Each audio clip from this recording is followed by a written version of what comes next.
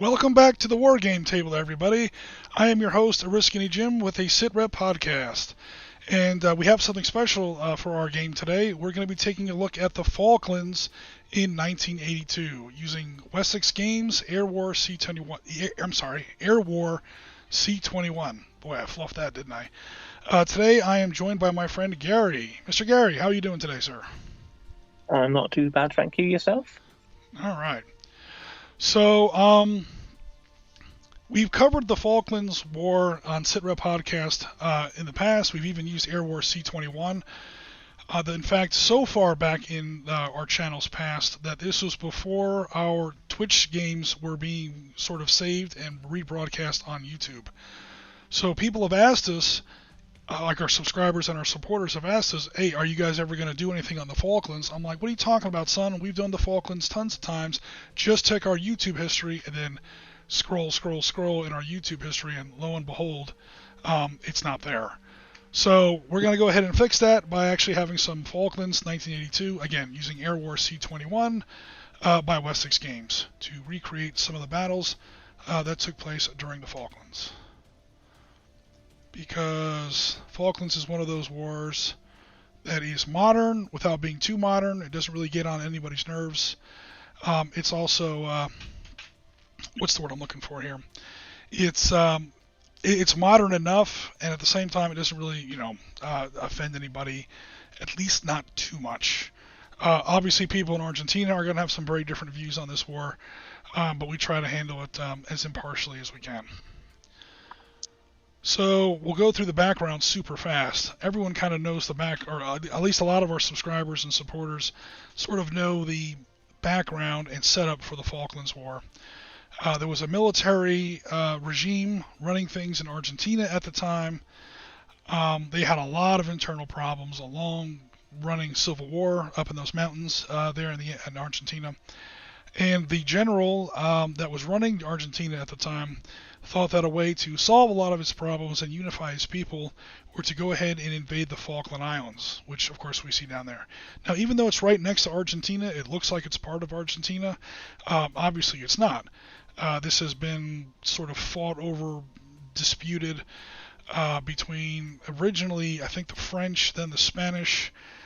Controlled it along with Argentina, and then when Argentina broke away from the Spanish Empire, God knows when, the Falklands didn't really go with them. Argentina always thought they did, but the British had meanwhile set up some installations and some bases, some colonies on the Falkland Islands. So those two nations, Argentina and the United Kingdom, have sort of both felt that they owned the Falkland Islands for quite a while. Things finally came to a head in April 2nd specifically, 1982, when Operation Rosario was launched out of Argentina to invade and take over the Falkland Islands. I think there were a grand total of like 20-something Royal Marines on the island at the time, so it was a surprisingly big fight for just 20 guys against literally an invading army. But it lasted a couple hours, and pretty soon they were forced to surrender. And the photograph of Royal Marines being herded out of a building by Argentinian special forces, pointing, Sten guns at them or whatever, really pissed a lot of people off. Ironically, what the Argentinians were sort of going for to kind of unify their country that was having a lot of internal problems wound up doing almost the exact opposite, in that it did that for the United Kingdom. So the United Kingdom Parliament was having a really rough time in the mid part of 1982. The economy wasn't doing so hot. Margaret Thatcher was not very popular at the time. And the idea that this little, I say little, but that this South American country was just going to walk up and snatch a piece of, the old British Empire and say, what are you going to do about it? Really pissed the British off and really got them together in a way that was quite unexpected. So the British launched Operation Corporate to sort of retake those islands. That was their approach vector. Again, we won't get into all the naval action that kind of took place. But long story short, once HMS Conqueror sank famously or infamously, depending on your perspective, the light cruiser ARA Belgrano killed like 340 people. That was the real start of the Falklands War. Until then, there had been like 1 or 2 people had been killed or wounded on the Falklands. South Georgia was another island that had been taken over. The British have already retaken that. Again, cost a couple of lives, some people wounded. But people were still trying to end this war. Peru was still talking to the UN. I think Chile was involved. People were still trying to say, look, guys, we don't have to fight over this. Once the Belgrano went down, again, 300 and something people went down with her. That was it. It was now a war. The 2 main ships that were the head of the British task force were these 2 aircraft carriers here. They're more like helicopter carriers, but they were carrying a lot of Harriers. And that was the only real carrier capability the Royal Navy had at the time. So there's a big debate over whether or not these are real aircraft carriers in like the American sense or the Russian sense. But it was what was there at the time, and the British had to make do and had to use them like aircraft carriers, whether or not they were, technically aircraft carriers or not. So what was set up was what they called the total exclusion zone. It's a 200 nautical mile radius outside of the center of the Falkland Islands there. And one of the first things that the British had to do was establish air supremacy, because there was a lot of... Oh, let me shut down Discord so we don't get that noise anymore. Sorry about that, folks. So one of the first things that we really had to do, that the British really had to do here, was to establish, air superiority. They did this with a series of bombing missions over the Port Stanley Airport, so that the Argentinians could not actually stage aircraft on the island. There were also special forces raids on what they called Pebble Island to blow up some other grass airfields for their propeller planes. And after those missions were a nail-biting, very, very narrow margin success, now the Argentinians could only launch aircraft from the Argentinian mainland back over this way. That's what we're going to see in today's game. So the decision was taken never to bomb Argentina itself, because that was going to be a whole can of worms that just, was not going to happen. So the British Navy had to defend itself in the air from Argentinian land-based aircraft with what they had available in the ways of carrier-based aircraft. So again, this is where we see the British Navy, or the Royal Navy Sea Harrier versus the Mirage IIIEA for Argentina, and that's what we're going to see in today's game. So have you ever done have you done much reading on the Falklands War, or do you have much knowledge on the Falklands War, or any, insight or opinion on it, Gary? Just mostly what you find out from just being a resident English person. But it's hours and... Yeah, I mean, the people that were there at the time, they were not technically British subjects. They are now. They did that immediately after the war. But I mean, you can argue, if you go back in the dusty pages of history, as far as who has rights over the island or not, the people who lived there totally considered themselves British, even if the British didn't consider them fully British. Again, that was a condition that was definitely fixed after the war, and nowadays there is no question. You can lodge all the diplomatic and territorial and historical claims you want. Once you start a war over it and then you lose that war, you've lost all claim. I mean, the Argentinians are now kind of the de facto bad guys. Now, the Argentinians have not given this up. They call it the Maldivas, I think they call it. They even have a different name for the island. And to kind of give a point as far as how much they still consider those islands theirs. After the Falklands War, the British, were sort of being, conciliatory. Okay, the war's over. No more, animosity or whatever. Let's try to, move forward from here. You have your war dead, Argentina, here on the Falklands. Do you want us to, we'll pay to ship them back to Argentina where you can bury them in Argentina. And the Argentinians said, go ahead and bury them where they are, because they're already in Argentina.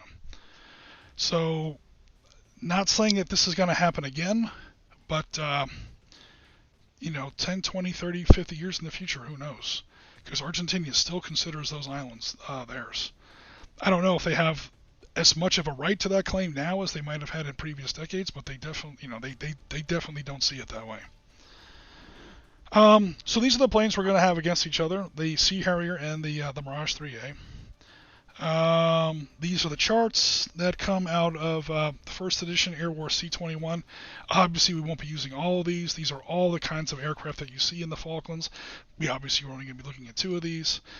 So I went ahead and put them here on our game map for today.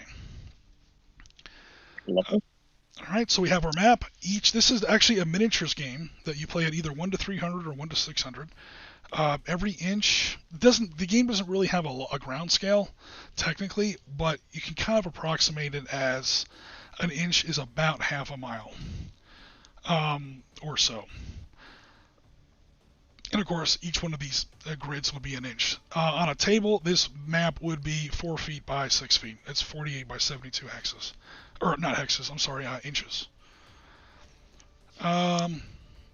We have our stats for the different aircraft that are just specifically in today's game, along with the ordnance that they're carrying. Again, this the RAF Sea Harrier. Sorry, not RAF specifically, no. The Royal Navy Sea Harrier. Apologies for that. And the Argentinian Air Force Mirage III. The Harriers are carrying AIM-9L, American-made AIM-9L Sidewinders, which is a big deal. We'll get into that as far as what it allows you to do as far as a playing piece. And unfortunately for the Argentinians, they're still using these old French air-to-air missiles, which are not nearly as good by any stretch of the imagination. So we're looking at 3 Mirages versus 2 Royal Navy Sea Harriers off of HMS Hermes. This is actually one of the scenarios that you see in the Operation Corporate, the Operation Corporate supplement that comes with, or doesn't come with, but it's a supplement for AirWar C21 First Edition. It's a supplement that they created for AirWar C21. All right. So, unless there's any more questions, I'll also check the comments. I'll see what's up. Oh, hello, Mr. Springtime. Thank you for coming out to our stream, sir. Definitely appreciate it. So unless there's any other questions, we're ready to get started. Not for me at the moment. All right. It's a very simple introductory scenario. Again, in the Operation Corporate Supplement, this is the first scenario in the game. This is right when the Royal Navy was approaching the limits of that exclusion zone, when it became a legal and legitimate target for air power launched out of Argentina. So they had to come in here and they had to make sure that there were going to be no Argentinian aircraft. Port Stanley has already been bombed, or at least Port Stanley Airport's been bombed. Again, Pebble Island Air Base has been blown up by special boat service. So they've pretty much crippled Argentina's ability to base aircraft on the Falklands themselves. But we're talking about one relatively old aircraft carrier, one kind of new aircraft carrier, but they're not really big aircraft carriers. Some destroyers and some frigates, and very little in the way of air defense. So they have to do something about the Argentinian Air Force. This is one of the first fighter sweeps that's going to take place over the exclusion zone. We see the northeast corner of the Falkland Island here, or the Falkland Islands here, and we're basically just going to have a heads-up dogfight. 2 versus 3. I'm playing the Argentinians. My planes aren't that inferior. My missiles definitely are. So this is the kind of game where the plane matters a lot less than the missiles it's carrying. The Harrier was a great plane, or is a great plane. It's not a fighter, though. That's the problem. And yet they have to use them as a fighter. These are the only planes the Royal Navy at the time could base off of a carrier. So even though they're not fighters, they kind of have to use them as one. So the British planes can come in from any area that's kind of earmarked here in red. And the Argentinians, conversely, can come in from any area that's sort of earmarked here in blue. And we're going to go ahead and get started on the game. So I'll start a tab here for turn 1.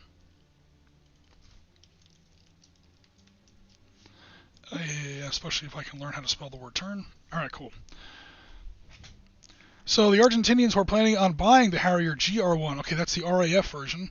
But your old friend Uncle Sam offered cheaper A4Qs instead. Hey, the Argentinians did pretty good with the A4s, especially the Q variant, Springtime. I believe the Q variant was specifically off the Vicente de Cinco de Mayo, or am I even getting that right? The 5th of May was the name of their big aircraft carrier, which ironically was a former British aircraft carrier.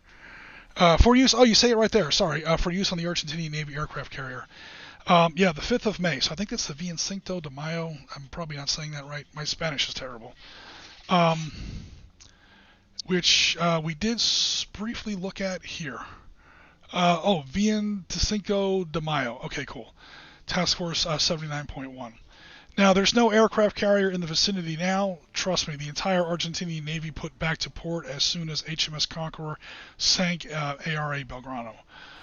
That was the relatively controversial incident.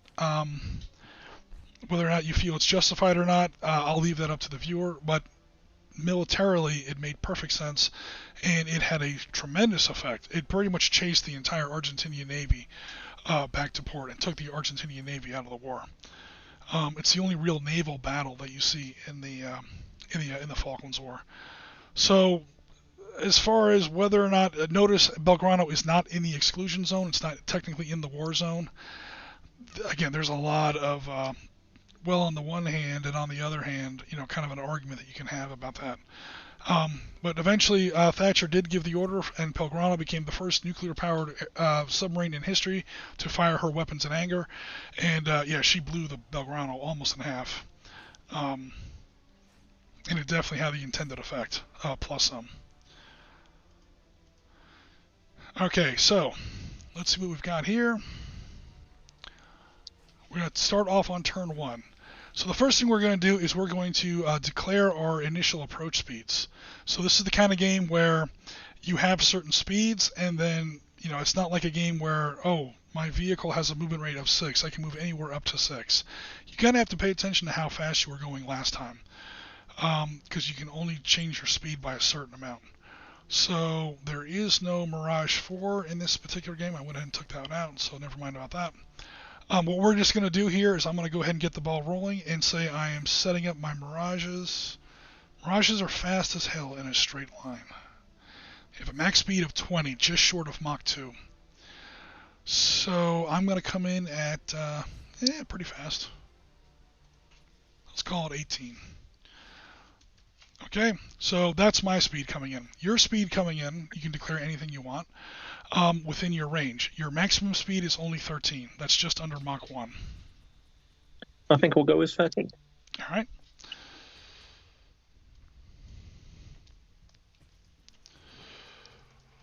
Okay, so the first thing we're going to do is we're going to apply speed changes. Well, we pretty much already set up our speed, so no worries there. Place maneuver cards. I don't think either of us are going to want to check special or attempt a special maneuver on the first turn of the game, but if you did, this is where you would secretly sort of take a note of what maneuvers each one of your 2 aircraft are going to attempt to execute. Certain, again, in AirWar C21, this is a card system on a physical table. You would put the card down, face down on the table, and then when it comes time to reveal them, you would. We don't have cards here because we're playing virtually, but these are the basic maneuvers that you can do in addition to your normal speed up, slow down, and turn.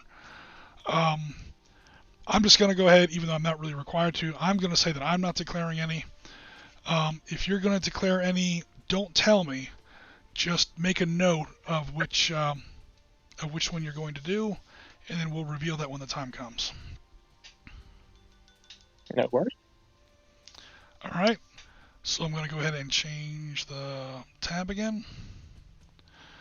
Okay, and now once we would normally place maneuver cards. We would place these face down on the table, where we can no longer change them, but the opposing player doesn't see what their actual maneuvers are. Okay, then we roll initiative. So I'm going to go ahead and roll 1d10. That's the wrong button. There we go. Just to roll initiative. 1d10, high wins. I wind up with a 3, so I doubt I'm going to win. So give me a d10 at your convenience, please. I haven't got any dice with me, and seeing as yours were on camera, I was going to say, would you mind rolling for me today? Sure, I will get out some red dice so we know who is who. I know I shouldn't have the British automatically be red, but I'm still in my American Revolution phase from Independence Day, so the British are always a red. Yeah, cool. So you totally won initiative on that? So you get to decide who goes first and who goes second. I think I'll let you go first. All right, cool. So I will take one of my planes and move him. Okay, so we've done initiative. All right, now we test for maneuvers. Again, this is per plane. So my first plane is doing no maneuvers, no worries about check for tailing. You do a half move based on what your current speed is. You do half move, then you do a turn on the turning wheel. Your planes definitely turn faster than mine do. And then you do the half move, and then you turn again, and then you speed up or slow down as you wish. Okay, so my first plane is going to be this guy down here. He is currently moving at 18.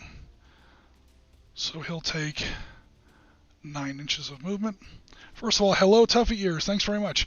Operation Black Buck. Now, that was a feat in 1982. Tuffy Ears, you are absolutely correct. It's definitely part of the Falklands Air War. 1, 2, 3, 4, 5, 6, 7, 8, 9. Okay, I'm not really going to do any turns, so I don't do any turns, and then I'm just going to go ahead and move the second half of my movement. Do I do any turns? The answer is no, because I have no idea where you're coming in at the moment. Actually, I take that back. I'm going to turn slightly. So again, every inch in this game is half a mile. So, sorry for the pop there. Every inch in this game is half a mile. Obviously, the planes are not to scale. These aren't Star Destroyers.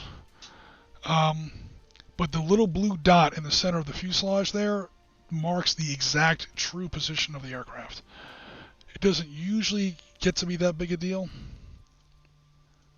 But every once in a while, you need to know the exact position of the aircraft. All right, so this is the center line of the turning wheel. We see low maneuverability extent, medium maneuverability extent, high maneuverability extent, and then extreme maneuverability. I believe your Harriers have extreme. I have medium, because Mirages are great in a straight line, but when it comes to turning, they turn like a school bus. So, like a lot of other games, X-Wing, Blood Red Skies, there's some sort of a turning wheel or a way to measure the degree of turn, and that's going to be his turn complete.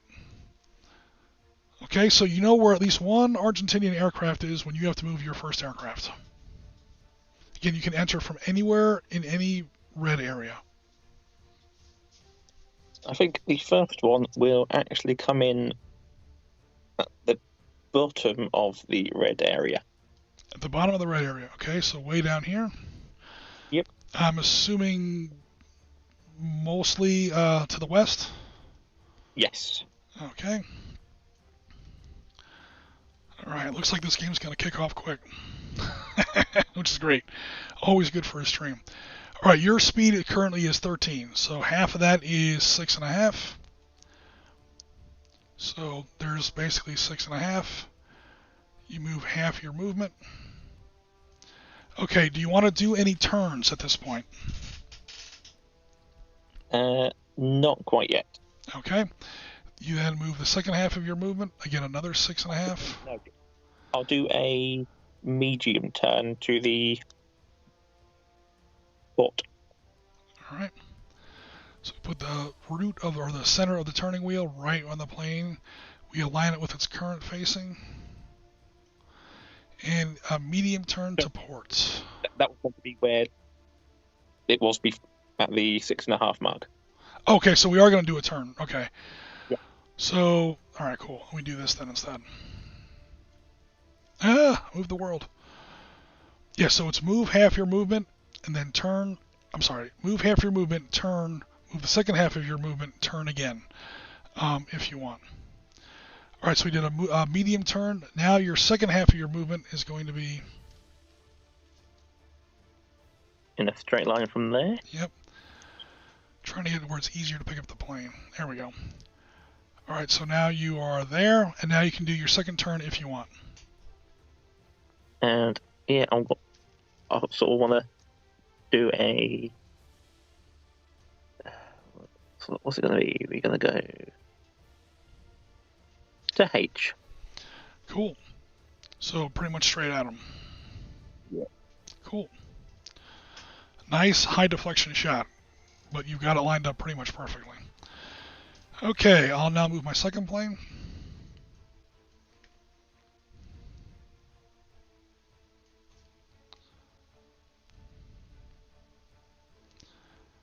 I move 9 inches.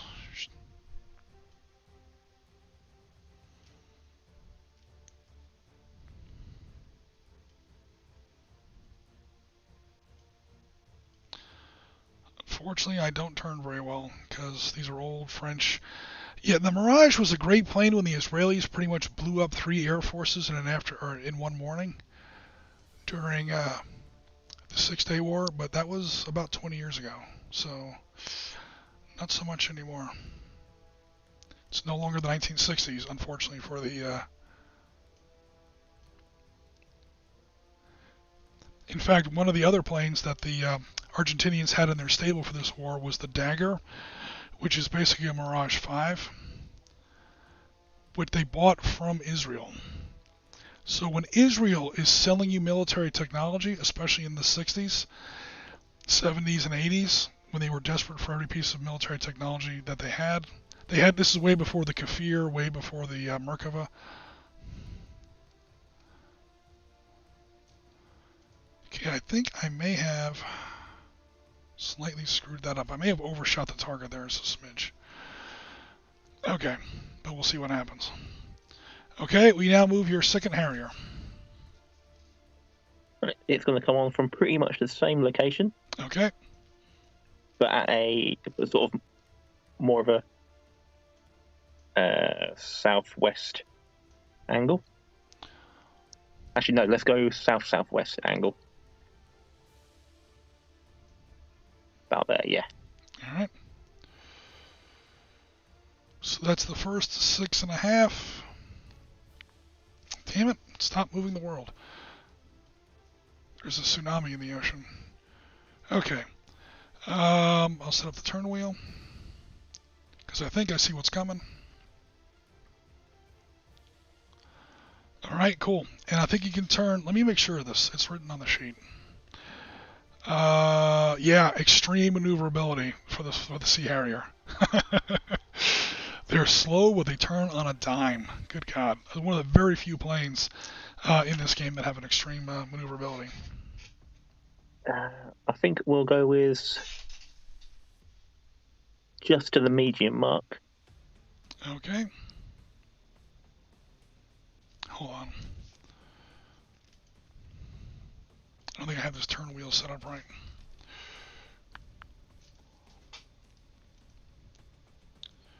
So there's medium. Cool. And again, the hash marks are also on the turn wheel to make things a little bit faster. So there's 6 and then about half an inch. Yep. Set that up again for your second turn. Which we are going to go for the E. Yeah, I was going to say. Yeah, a Mirage can't do that. And now I'm pretty sure you've got him lined up. May just be out of arc. It's out of gun arc, but you are within missile arc. Oof, that's not good. Oh man, that's not good at all. So yeah, gun arc is the gun arc that's kind of described there. It's between the 2 L's, and missile arc is between the 2 M's. Yep.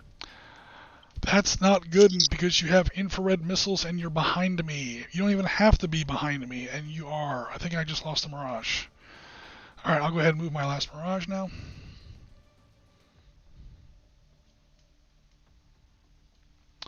So the Black Buck missions that Tough Ears is talking about were those Vulcan bombers that put the very first bomb onto Stanley Airport. And we talk about that a lot in episode, let me make sure I got this right, episode 6 of the Op Center. 9 inches. Episode 6 of the Op Center. And it's, yeah, it was a feat. It was.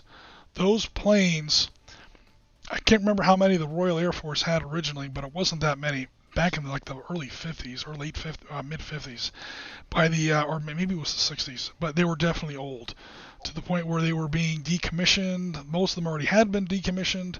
The ones that were not decommissioned had largely been cannibalized just to keep a few of them flying. They were originally designed to deliver nuclear weapons into the Warsaw Pact, and they were obviously not going to be used for nuclear weapons here. Okay, I'm going to turn to light, or to low, I should say. And oh god, yeah. I mean, even with them being this badly cannibalized, let me make sure this thing is lined up. Even with them being, cannibalized, they didn't have enough parts. They had to go down to I'm not kidding about this. They had to go down to a pound shop and actually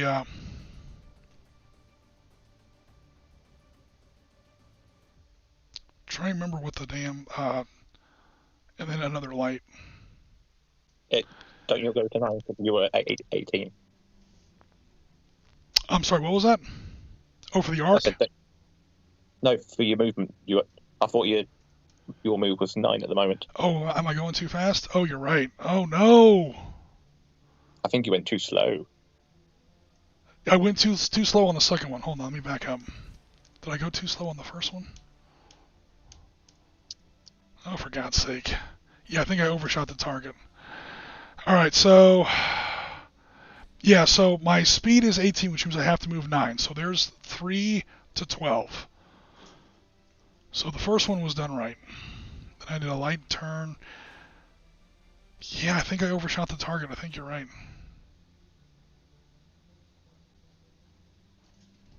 Shit, I'm talking about Black Buck and I'm screwing up the game here. Damn it, Tough Years, you always cause me problems.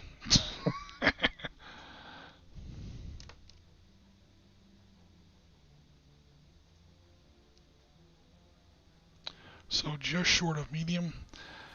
And then, oh god, did I overshoot?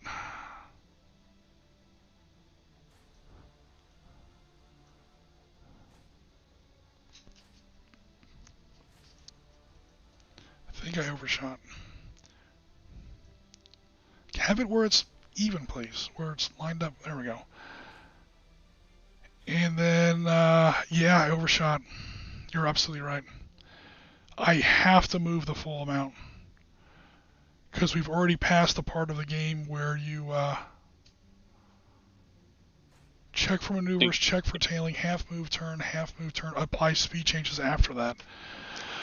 I thought I had a good gunshot lined up. I mean, it still would have been terrible because it's almost full deflection. But, yeah, you're right. There's no way I'm in gun arc now. I literally overshot you.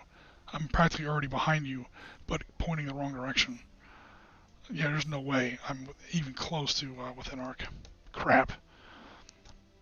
Alright, speaking of which, we kind of skipped past this. It's time to, while we're moving our planes, the last part of moving a plane is to apply a speed change. We can change our speed almost the same. You're a little bit more agile than I am. I can change my speed by 3. You can change your speed by 4. So my 3 planes are going to reduce their speed by 3. But that takes effect here. Apply speed changes after move segment. As for you, you can either leave your speed at 13 or decrease. I would not increase. I mean, legally you can, but your plane literally starts taking damage after 13, so I would not recommend it. I think I'm just going to decrease my speed to 11. Is that for both aircraft? Yeah. All right.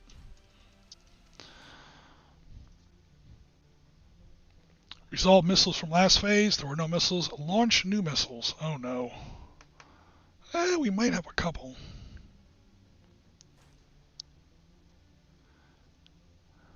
He's heading pretty much straight north. Okay, I do have him in missile arc. So Mirage number 1 has... Oh, we might have a... No, we don't. Mirage number 1 has Harrier number 1 in missile arc. Harrier number 1 obviously has Mirage number 2 in missile and gun arc. The problem is you're too far away for guns. I think guns have a range of, maybe not, up to 9 inches. An extreme gunshot, maybe.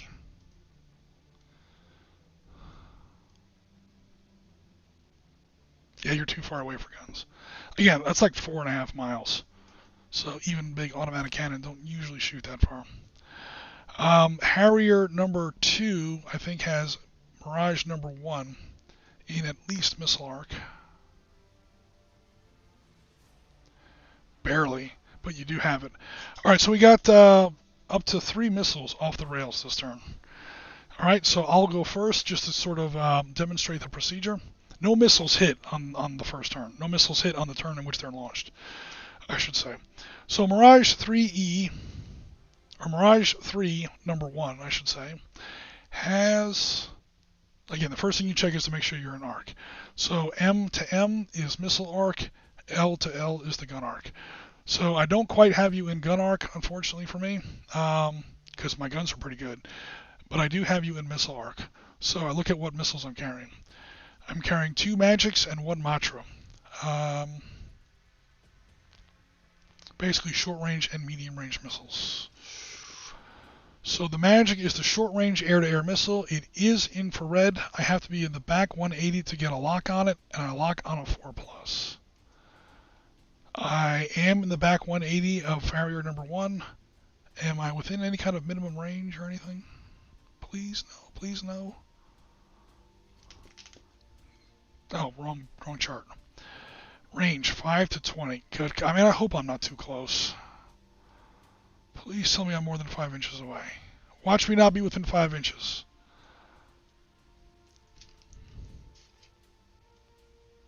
I'm within 5 inches. I'm within my minimum range. God damn it. Alright, I'm not launching any missiles after all. But normally what I would do is, okay, you check to make sure you're within the minimum range and not within the minimum, I'm sorry. You check to make sure you're within the maximum range, not within the minimum range. Unfortunately, Mirage is too close. He's within the minimum range. So his missile, literally, it's that Top Gun moment. I'm too close for missiles, I'm switching to guns. So I'm not going to be able to launch a missile. But if I was, I would then try to lock on. I would roll a 4+. There are a bunch of modifiers. Here. Where is it? Missile lock-on modifiers. There really isn't any really here. So I would try to go ahead and lock on. I lock on. If not, no worries. If I do manage to lock on, the missile is now off the rail, and it will attempt to hit you next turn. But I wasn't able to launch a missile, so we go to your first missile. So, if you want. Going back to that chart. Yep. Can you actually launch within in minimum range then? Because there is a modifier for it. Launch inside minimum range. I guess I can. But you're right. How accurate are those missiles? They're pretty accurate. 4+. So I would have like a +3 to my roll. I'd wind up launching, just to get the game going, I'm going to go ahead and sling one out. So there's one short-range air-to-air missile off the rail. Just please, everyone in the chat, and also you guys remind me that this thing is going to hit or fail to hit with a -3 modifier. That's probably going to save that first Harrier's life, unless I get really lucky. Okay, and that's one of his missiles gone. That was Mirage number 1. Mirage number 1 is now down to... Come on. He's now down to 1 missile. At least of that type of missile. Okay, now the Harrier has a beautiful shot. The only problem is that you're shooting from the front. The front of the aircraft. So you've got AIM-9Ls, the Sidewinder, the more advanced Sidewinders.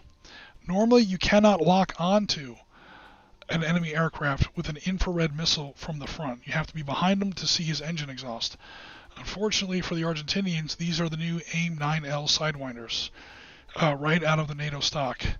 And yes, target aspect any. That 3-letter word right there is 80% of why the Falklands War turned out the way it did. It's right there. So you're going to get most of the first good shots. The British are with the AIM-9L Sidewinder. It's the silver bullet of the Falklands War. So you can try to lock on if you want. However, when it comes to hit, the missile will be approaching the aircraft from the front. So it's not going to be a great shot. But again, the Sidewinder you have to roll a 2+ to hit on a D10. You'll be approaching from the front, or I should say the missile will be approaching from the front. So there will be a lot of negative modifiers to that, but you start off with a 2+. So it's up to you whether or not you want to launch a missile or not.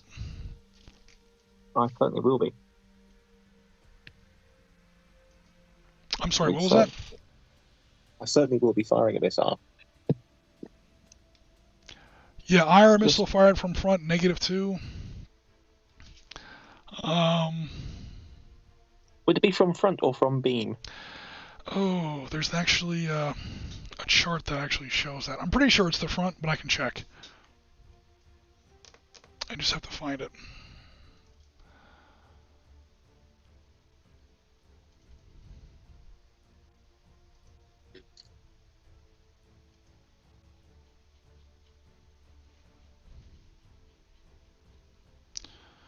Yeah, so beam is slightly behind the enemy aircraft. Rear is the 60, is the rear 60, and then there's the rear 180. And then anywhere from the front is the front 180. Oh, so the beam is the Is really rear the port and side. starboard quarter. Yeah. In naval terms, yeah. So again, looking at the interrelationship between the two craft, it would be coming on Mirage 3's front, which would give a -2 to hit. Not with inside minimum range. You're not, well, you'll see if you have a lock. You can actually launch without a lock as well. Crap, I never rolled for a lock on that missile that I just launched, even though it's a 4. Hold on, what is it to lock? I think yours was 4 up, mine was 3 up. Alright, so no, I did not lock. So I could technically launch, although then I would be launching with -6 modifiers. Never mind. So that missile did not go off the rails after all. Totally missed that step. Sorry about that, guys. Alright, so it's up to you whether or not you want to try and get a lock or not. We will certainly try for a lock. Okay, so we would be going for I think we said a 3 up. Again, one huge advantage is that you can launch your accurate. IR missiles are always more accurate than semi-active radar homings. But infrared missile, yeah, locks on a 2+. It hits on a base of a 2+. So, did you want me to roll again? Please. Okay, just want to make sure. You're looking for a 3 up to get a lock. 9, that's definitely a lock. So now you've got a lock. You've got tone. Do you fire the missile? We certainly do fire the missile. Off it goes. Fox 2, missiles off the rail. So that's going to hit, hopefully, well, not hopefully because it's my plane, but for you, hopefully that plane, that missile will the missile's definitely going to attempt to hit the plane there on turn 2. So Tuffy Year says, 7,800-mile round trip to show Argentina you don't mess with the British. Yes, even if your plane is held together literally with duct tape. Because again, those planes were in such bad shape, they literally had to go down the street to a pound store to get some valve or some hose that not only could they not cannibalize it off other Vulcans, but they also, the part was no longer being manufactured. So, again, I'm not trying to slam the British, in fact, quite the opposite. The fact that they pulled this off with the technology and the weapons and the aircraft that they had on hand is really remarkable. And then, well, the other fun part, or the interesting part about that first really all the Black Buck missions, because there was more than one. The first one's the famous one, was to get one plane over Stanley Airport for a precious few seconds. They had something like 17 tankers in order to get that plane over there. Because, number one, the plane takes off. Okay, it burns up half of its fuel tank just getting off the ground. Immediate refueling. Then that tanker goes back and lands. The plane keeps flying. It experiences, the primary plane actually suffered mechanical problems. Had to turn around and go back to base.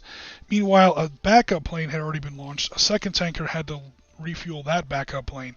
So that's 2 tankers dry. And then that second backup plane, the plane 607, the one that actually carried out the mission, kept flying. It now has to get refueled a second time. That's a 3rd tanker out of the way. Now, the tankers that are still following the plane, because goddamn, that plane is going to have to get refueled again, those tankers need tankers to refuel them. Yeah, so Tough Ears is on the money as far as the logistical support that had to go into that and how they had to manage their fuel. And the calculations that went into that plan were done on like a $3 Texas Instrument calculator bought at a stationery store down the street from the Air Force Base. Because, I mean, the Argentinians invaded on April 2nd. I think it was a Thursday. I could be wrong about the day of the week. But let's just say it was a Thursday. Margaret Thatcher heard about it on a Friday, and she wanted that fleet on the way by Monday night. And I think by Tuesday morning, that task force was on the way south. So this whole thing was, I mean, Desert Storm had 6 months of preparation. This thing didn't have 6 days of preparation. They had to do this like immediately with what they had immediately on hand. And that Black Buck mission, man, that really was remarkable. And they almost missed. The bombs did not fall down the runway kind of like they expected to. They kind of came in from an angle, but one bomb landed on that runway, and it was just enough to where they couldn't launch supersonic fixed-wing aircraft off that Port Stanley airport, which means that British fleet can get that much closer. The second Black Buck mission straight out missed. They missed the runway. Less mechanical problems, but it missed the runway. The third Black Buck missions put more holes in the runway. So they were literally in a war against Argentinian bulldozers. Until the fleet could get close enough where they actually put Stanley Airport under surface bombardment from I think 2 British frigates. I'd have to look that up. But the idea was to just keep putting holes in that runway, because if the Argentinians could base aircraft off the Falklands themselves, it's bad news. Really, really bad news. The Falklands are 400 kilometers away from the coast of Argentina, and that's like the extreme limit of these land-based aircraft. If they could launch planes from the Falklands themselves, the British mission would have been very, very tough. So absolutely, I mean, it was definitely the longest bombing mission in history at that point, and it held that record until the Operation Senior Strike missions in 1991. But for a while, it was definitely the longest strike mission in history. All right, so my missile is within minimum range. Plus, I failed to lock on because I'm flying 20-year-old French junk. The Harrier has launched a missile against Mirage number 2. My Mirage has overshot the target. Harrier number 2 has a missile shot. What is the minimum range of a Sidewinder? It's pretty short. Range of the Sidewinder is 5 to 22. Okay, so let's see if you're within range, or if you are also too close. Okay, I'm going to zoom in so we can see that we're doing an accurate measurement here. I'm going to put the tip of that 0 right on the dot where the Mirage number 3 is. You are within 5 inches. So it's up to you. Do you want to try and lock and launch? You will have the within minimum range penalty, but you'll be firing from the back, which is sweet. So it's kind of a 6 dozen in one hand, or 6 in one hand, half dozen in the other, as far as Harrier number 2. We'll risk it for a biscuit and we'll go for it. All right, you have to lock on a 3+. Oh, yep. That's right. It's up to me. All right. A 1, it fails to lock. Ah. Now you can still launch it, but now you'll be up against 2 modifiers, within minimum range and launching without a missile lock. I don't know if I recommend that. I think we still need to launch it. Oh, you're going to go ahead and launch it anyway? Yep. All right, off it goes. That's okay. We need to risk it for a biscuit.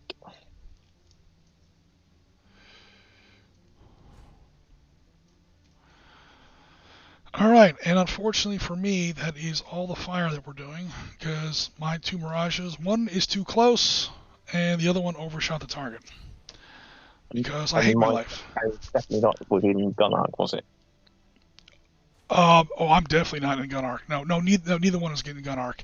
Mirage number 3. I'm sorry, I keep calling it Mirage. The Mirage. I'm just gonna say Mirage. Mirage number 1 is just outside of gun arc on Harrier number 1. Yeah, I mentioned that several times because I was like, oh, how close am I? Can I cheese it? Nope. My Harrier 2 onto your Mirage 1. No. So again, if I line that up perfectly, or I should say accurately, we see that the blue dot, which again measures the plane's exact location, is outside of the L gun arc. So my 20mm cannon cannot quite hit that Harrier, which I guess if I could turn a little bit tighter, if I wasn't flying a jet-powered school bus, and this guy just totally overshot. I mean, his arc goes way out toward Africa someplace. I mean, I just did not Sorry for the pop there. I just did not position him. Well, I failed to sort of pre-plot in my head what my speed was going to be. I think Mirage number 3 moved. Yeah, in fact, Mirage number 3 did move after your Harrier. I should have. Oh no, it was already too late for that. Never mind. There's no apply speed changes after initiative. Okay, never mind. So no one's damaged so far. No one's in danger of a stall. No one is doing excess their speed. No one's carrying ground-based ordnance or ground attack ordnance. We can go ahead and start turn number 2. And here's where hopefully things start to blow up. Okay, so we're going to start off with apply speed changes. Does anyone want to speed up or slow down? I'm going to slow down slightly to 9. Those were your planes. Sorry. I'm going to slow down slightly to 12. Again, the amount by which I can speed up and slow down is less than yours. You can speed up or slow down by 4 per apply speed changes. So do either one of your planes want to change their speed again? No, I think we're going to keep it at 11. Okay. Does anyone want to declare special maneuvers? Again, if you do, don't tell me. Just make like a little, we're kind of on the honor system here. I'm going to go ahead and write down if I want to do any.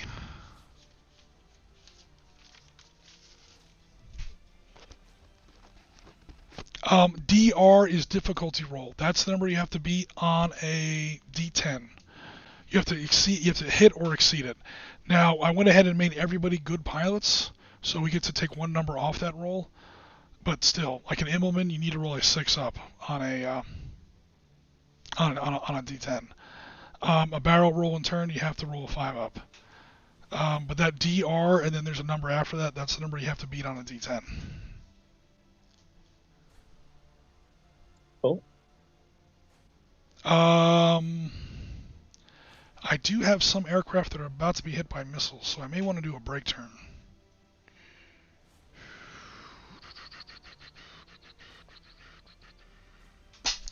Oops. I have 2 planes that might be hit by missiles.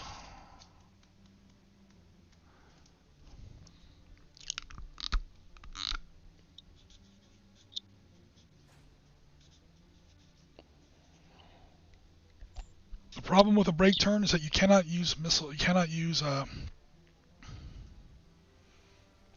weapons in a turn where you execute a break turn. However, it makes enemy missiles hitting you. It gives a penalty for that.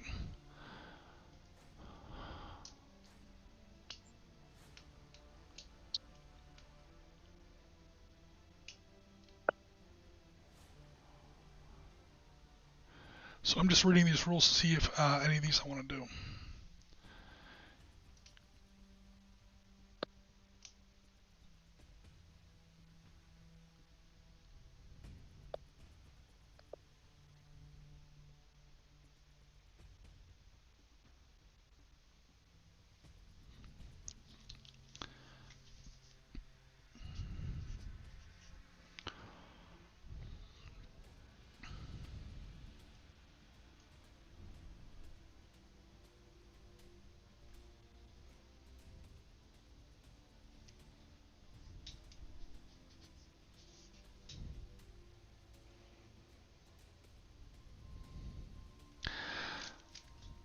All right.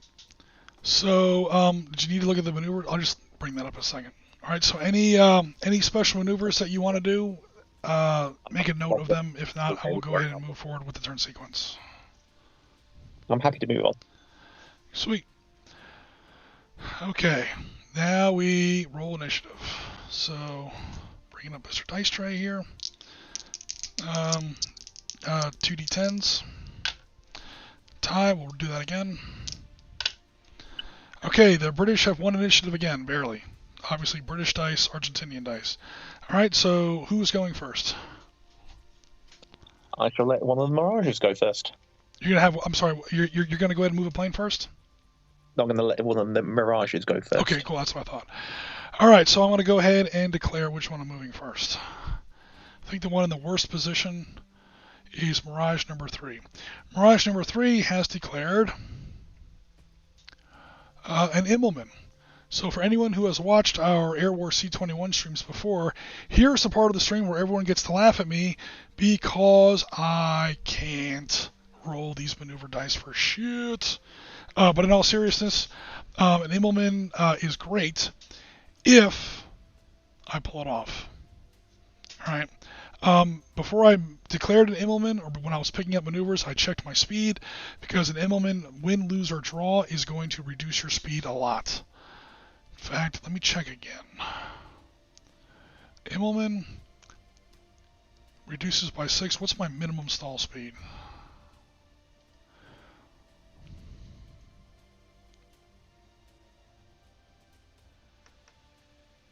Six. Okay, cool. So I will not be stalling, even if I fail the roll, which I probably will, because I don't roll these very well.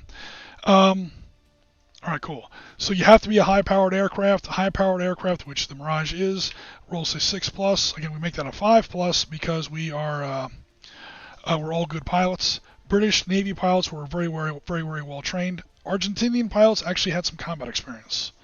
So here we go with a chance. Come on, please. I need a 5-up. A 3. He fails. Of course he did. So, I warned you. I told you I was going to fail that roll. Alright, so aircraft moves forward exactly half of its movement and then is turned in a random direction. Speed is reduced by 6. And if I take a hit, I actually get a bonus. Or actually, I should say you get a bonus. Because the plane is literally a clay pigeon in the air right now. Alright, so I move forward half my speed, which was a... My speed is a 12, so I move forward 6.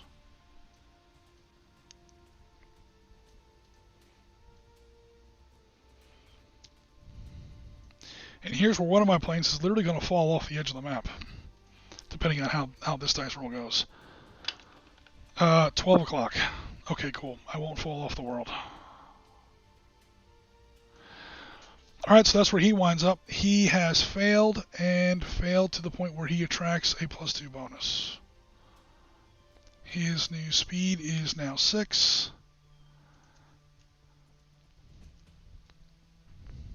So for anyone in the chat who might not know, an Immelman is basically you kick your elevators and you point the plane straight up.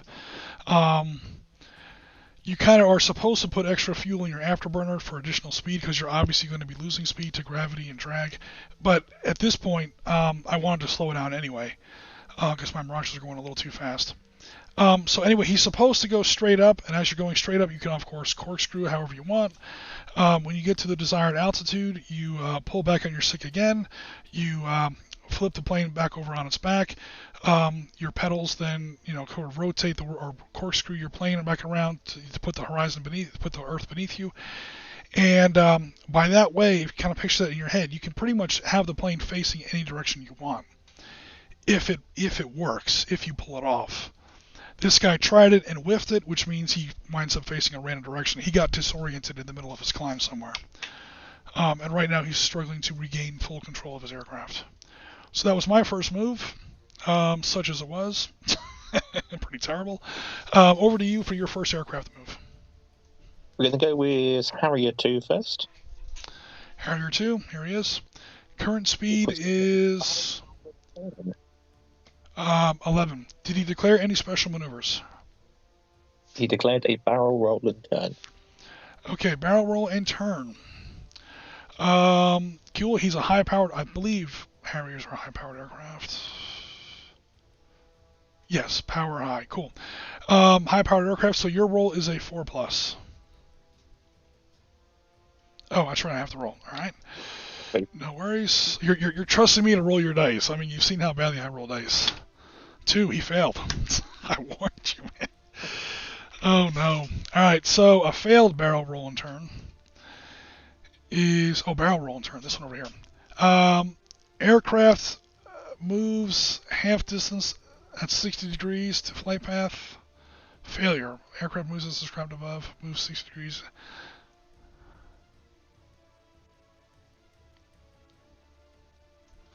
It's not that bad. Okay, so Here is Harrier number 1. I'm sorry, Harrier number 2, you said? Yeah. Cool. He has to slide. So a successful roll means you get to slide anywhere up to 60 degrees left or right. Because you failed the roll, it now has to slide the full 60 degrees left or right. So were you going to the left or to the right? I was going to go right.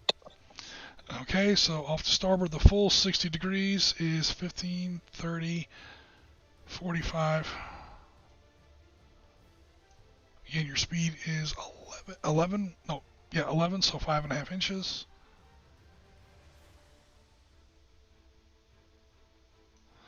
So half of its movement, the full 60 degrees, still facing the same way. And I think it had to turn as well. Is it? Aircraft, it was a barrel roll and turn, right? Yep. Aircraft moves as described above, but turns 60 degrees away from flight. Yeah, so you do the 5.5 inch move at the 60 degrees, and then it has to turn 60 degrees. May make a 60 degree inward turn after movement. No change in direction. You just said a 60 degree inward turn after movement.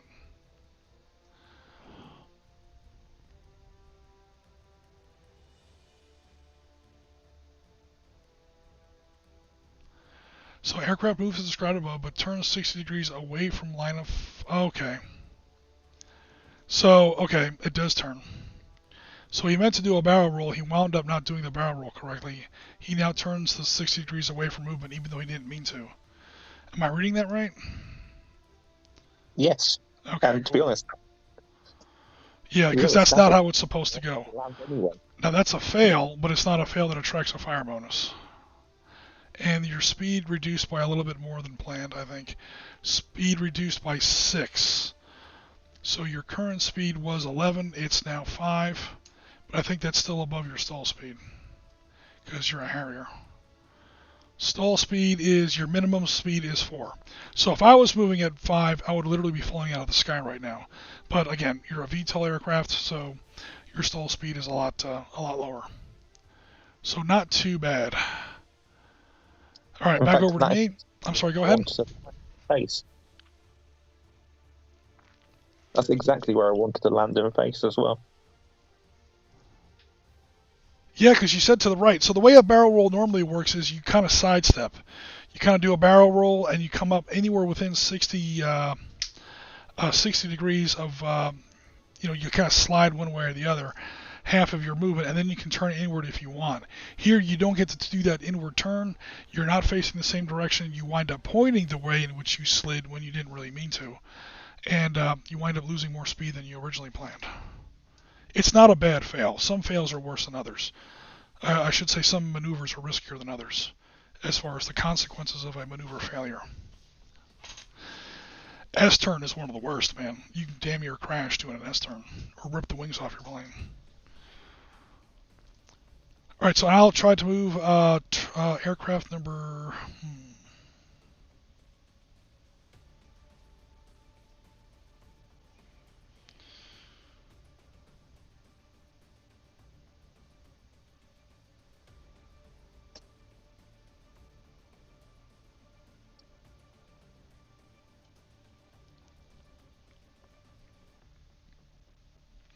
Okay, I will try to move Mirage number 2.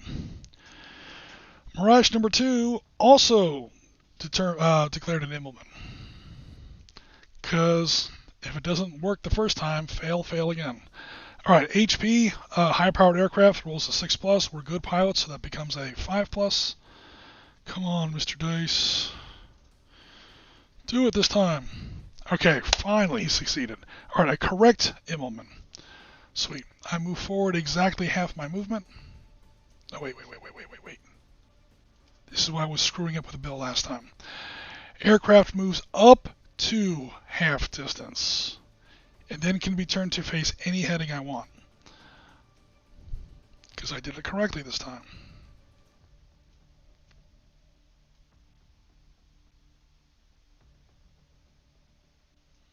Does it give a bonus?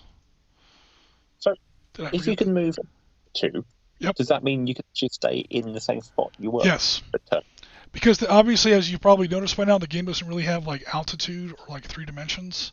So yeah, he can literally stand his plane up on his tail right now, go straight up, go ballistic, and then roll over, and wind up pointing any direction he wants. In game terms, he can stand still and just change his facing almost like a helicopter. Obviously, that's not what's really happening, but if you think about how Immelmans work, um, the actual maneuver named after Maximilian Immelmann in World War I, it actually does make sense.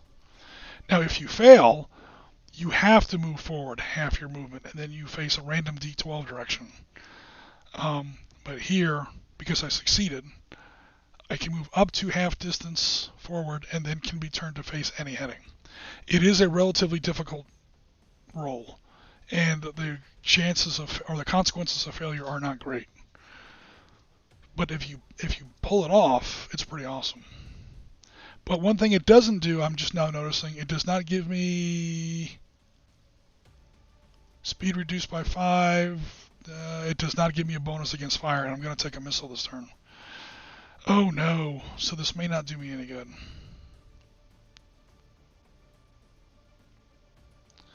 But for the moment, I'm just going to assume that he's going to live. I'm going to choose to be optimistic.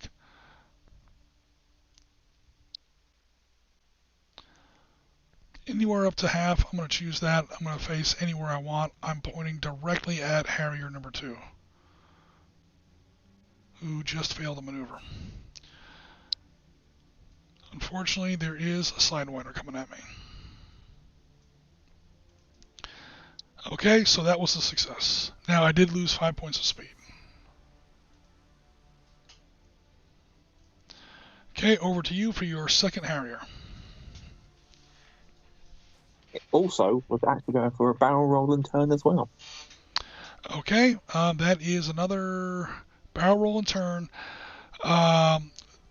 Difficulty roll 6, but it becomes a 5 because we're all good pilots. So I'll turn on Mr. Dice Tray, warm up my red dice. Looking for a 5-up. A 7, he succeeded.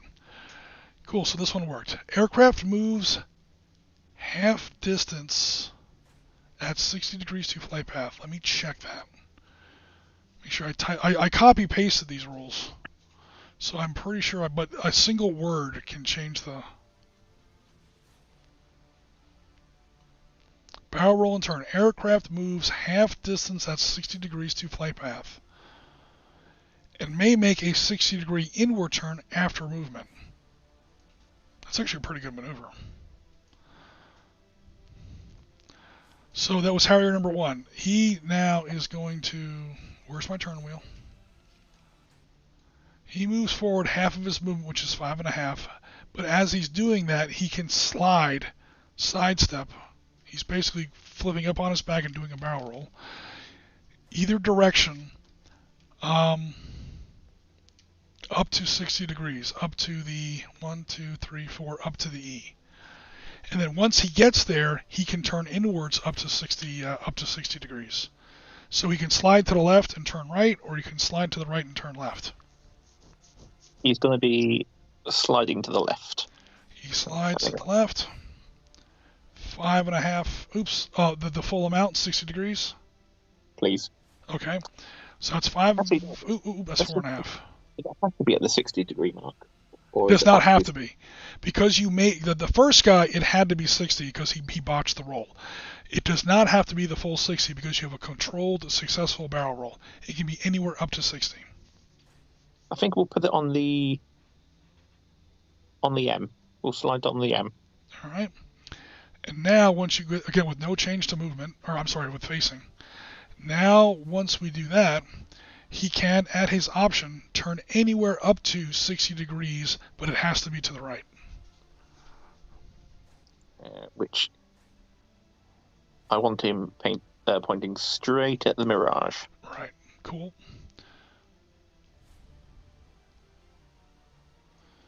Awesome. And I believe that gives a bonus. Gives a bonus against incoming fire. All right, so...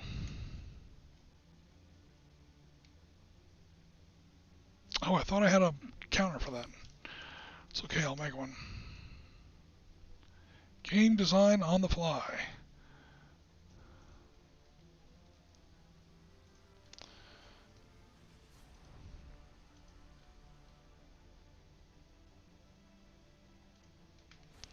Oh my god, what a pain. Come on, I just want a nice dark green. +2. So anyone that hits him is going to have to be against a +2 modifier.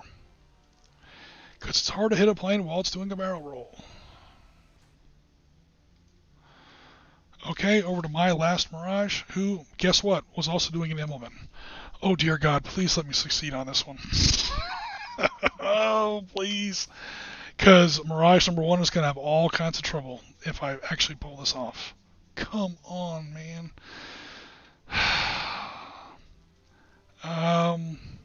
Immelman 6, 5 up. I need a 5 up. It's a 50-50. Actually, it's 60% chance I make it. Please, someone say a prayer for me. Don't cry for me, Argentina. Hell yeah. No.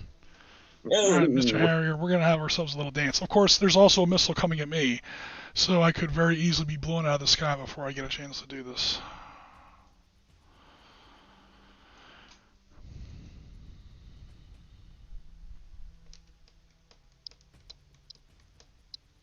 I think I'm just going to stand up where I am. Stand up where I am, and when I come out of my successful Immelman, I'm coming right at you. Here's me thinking you're going to go for number 2 rather than number 1. I'm sorry, what was that? Here's me thinking you were going to go against number 2 rather than number 1. Yeah, but I'm not behind number 2. And my missiles, unlike yours, cannot really lock on well unless I'm behind you. I mean, I could have gone for a gunshot on number 2. Maybe I should have done. I mean, I've already moved the piece, but yeah, maybe I should have gone for a gunnery check. I had that option as well. Either way, my main problem is dodging that missile. That missile's going to be a problem. All right, so I believe we've moved all our aircraft, which means hello, Ben, and welcome to the stream. Do a barrel roll, Fox. Oh my God, we're doing that whole Star Fox thing, man. Hell yeah, man. I know Star Fox. I get reference. Tuffy here says, I used to do Immelmans and Wings of Glory, the World War II biplane game. That's literally where the maneuver was invented. A German ace named, I think, Maximilian Immelmann invented it. Which is really crazy because that guy, man, holy crap. Talk about a low-powered aircraft. Immelmans, you have to have a high-powered aircraft to do them well. He was doing it in a friggin' biplane, man. A flying hairdryer in those days. Those poor people. Cool. Do I believe in magic? I don't know. We're going to see if my magic missile can actually do any damage here. Springtime also says the commander of the British Task Force, Admiral Woodward, who I sank in a game of Modern Command, by the way, gave an interview that the Argentinian Air Force and Navy air power held on for just one more week. He would have had to withdraw for lack of supplies. Yeah, that war is closer than some people thought. The British military was not kind of in the state that it is today, and it was tough. I mean, to launch that effort across that kind of distance on the time frame that they had. Again, Desert Storm is, much more powerful, much more famous, but they had like 6 months. That war started August 2nd, 1990. We didn't go in there until January 17th. The ground campaign didn't begin until the end of February. So August, September, October, November, January, all of February. Yeah, 6 months for the ground campaign. They had about that many days to get that fleet sailing south, and they were attacking within 1 month. Again, this is May 1st. The Argentinians invaded on April 2nd. Springtime, the other thing that Woodward may or may not have mentioned there was the weather was closing in. Again, this is the southern hemisphere. So April to May to June, the weather's getting worse and worse. And I'll go back to the background slide just one more time. Those islands are part of Antarctica. You are down in Russell you're you're down in the Thing territory from 1982. Kurt Russell. Yeah, it's cold down here. This is shoveling snow off the flight deck. It is really, really cold down here. And yeah, it's a terrible place to try and fight a war. And the British had to pull all that off with like no preparation, very tight timelines, technology that was built, technology, weapons, and aircraft that were built for other purposes 20 years ago, barely maintained. Yeah, it's pretty awesome that they managed to pull off what they did. Okay, so now we're into the fire segment. Oh no, we're actually going to apply speed changes here. So I'm going to speed up a little bit because I lost a lot of speed in those implements. So I'm going to go back up to 10, 10, and 9. Are you, yours is down to 7 after that successful barrel roll. Are you going to apply any more speed? Again, your stall speed is 4. I'm going to increase my speed back up by the maximum allowed. Alright, so it's going to be 11 for the one guy and 9 for the other guy. Cool. Alrighty, so okay, we've done that. Now it's time to do fire segment. If I haven't said it already, welcome to the stream, Ben. Welcome to the stream of Vorpalbite. South Americans like to do the exhaust pipe. We're about to find out. Okay, so let's see. We resolved missiles from last phase. So this guy, refresh my memory, had a proper lock on, was the correct range. He's just coming from the front. Yep. Okay, so pilot skill modifier, target missile coming from the front, IR missile specifically coming from the front, -2. IR missile from target beam, no. Lot launched within mid-range, you did have a lock. I did not do a break or VIF. I did do a target did a successful split S or implement. That guy did a successful implement. That's another -2. Target did a successful barrel roll or yo-yo, no. Target is at low altitude, no. Target is not stalled.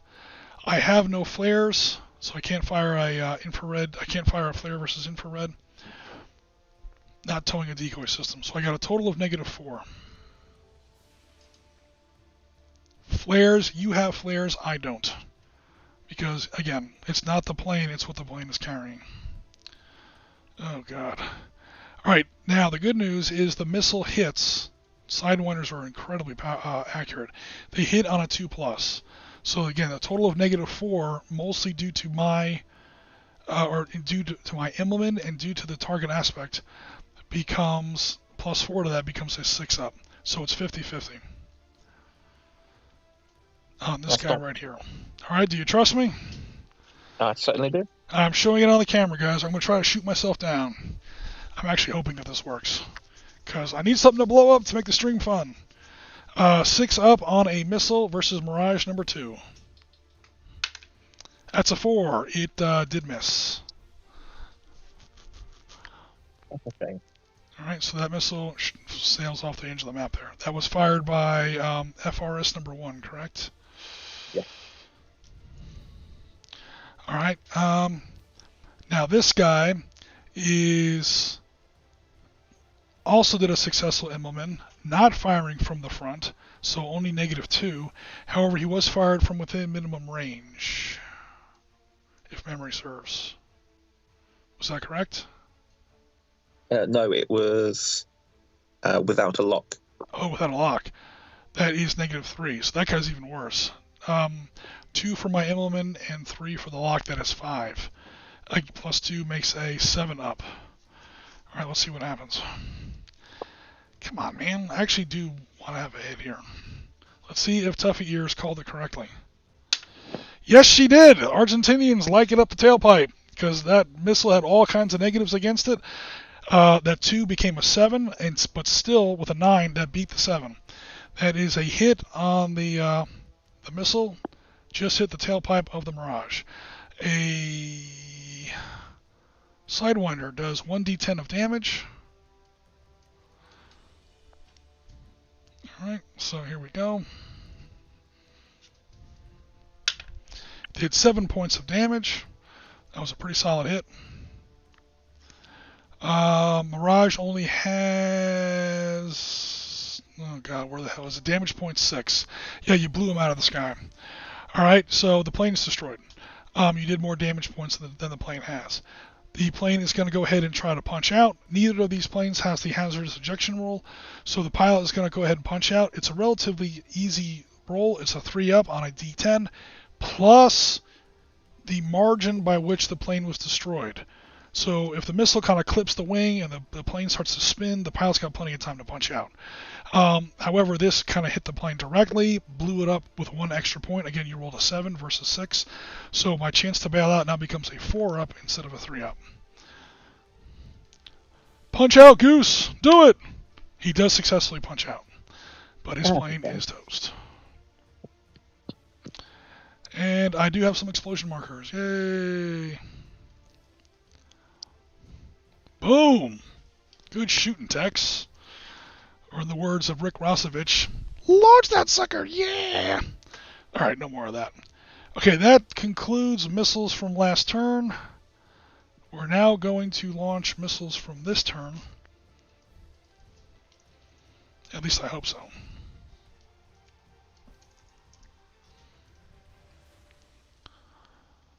Alright, so my guy is close enough. I have, like, I mean, I'll get the wheel out just to be safe, but trust me, I'm lined up right on him. For guns or missiles, I'm way too far away for guns. I'm way too far. Also, I'm not allowed to lock on you from the front with IR missiles. However, I can lock on to your front for Harrier number 2. I can lock on with my semi-active radar homing missiles. So that is the Matra medium-range air-to-air missile. It locks on by the aircraft's radar. What the aircraft's radar is... Dash. Yeah, that can't be right. That's got to be a typo on my part.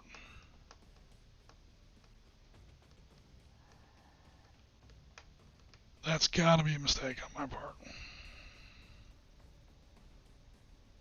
Is it in the ordinary ones?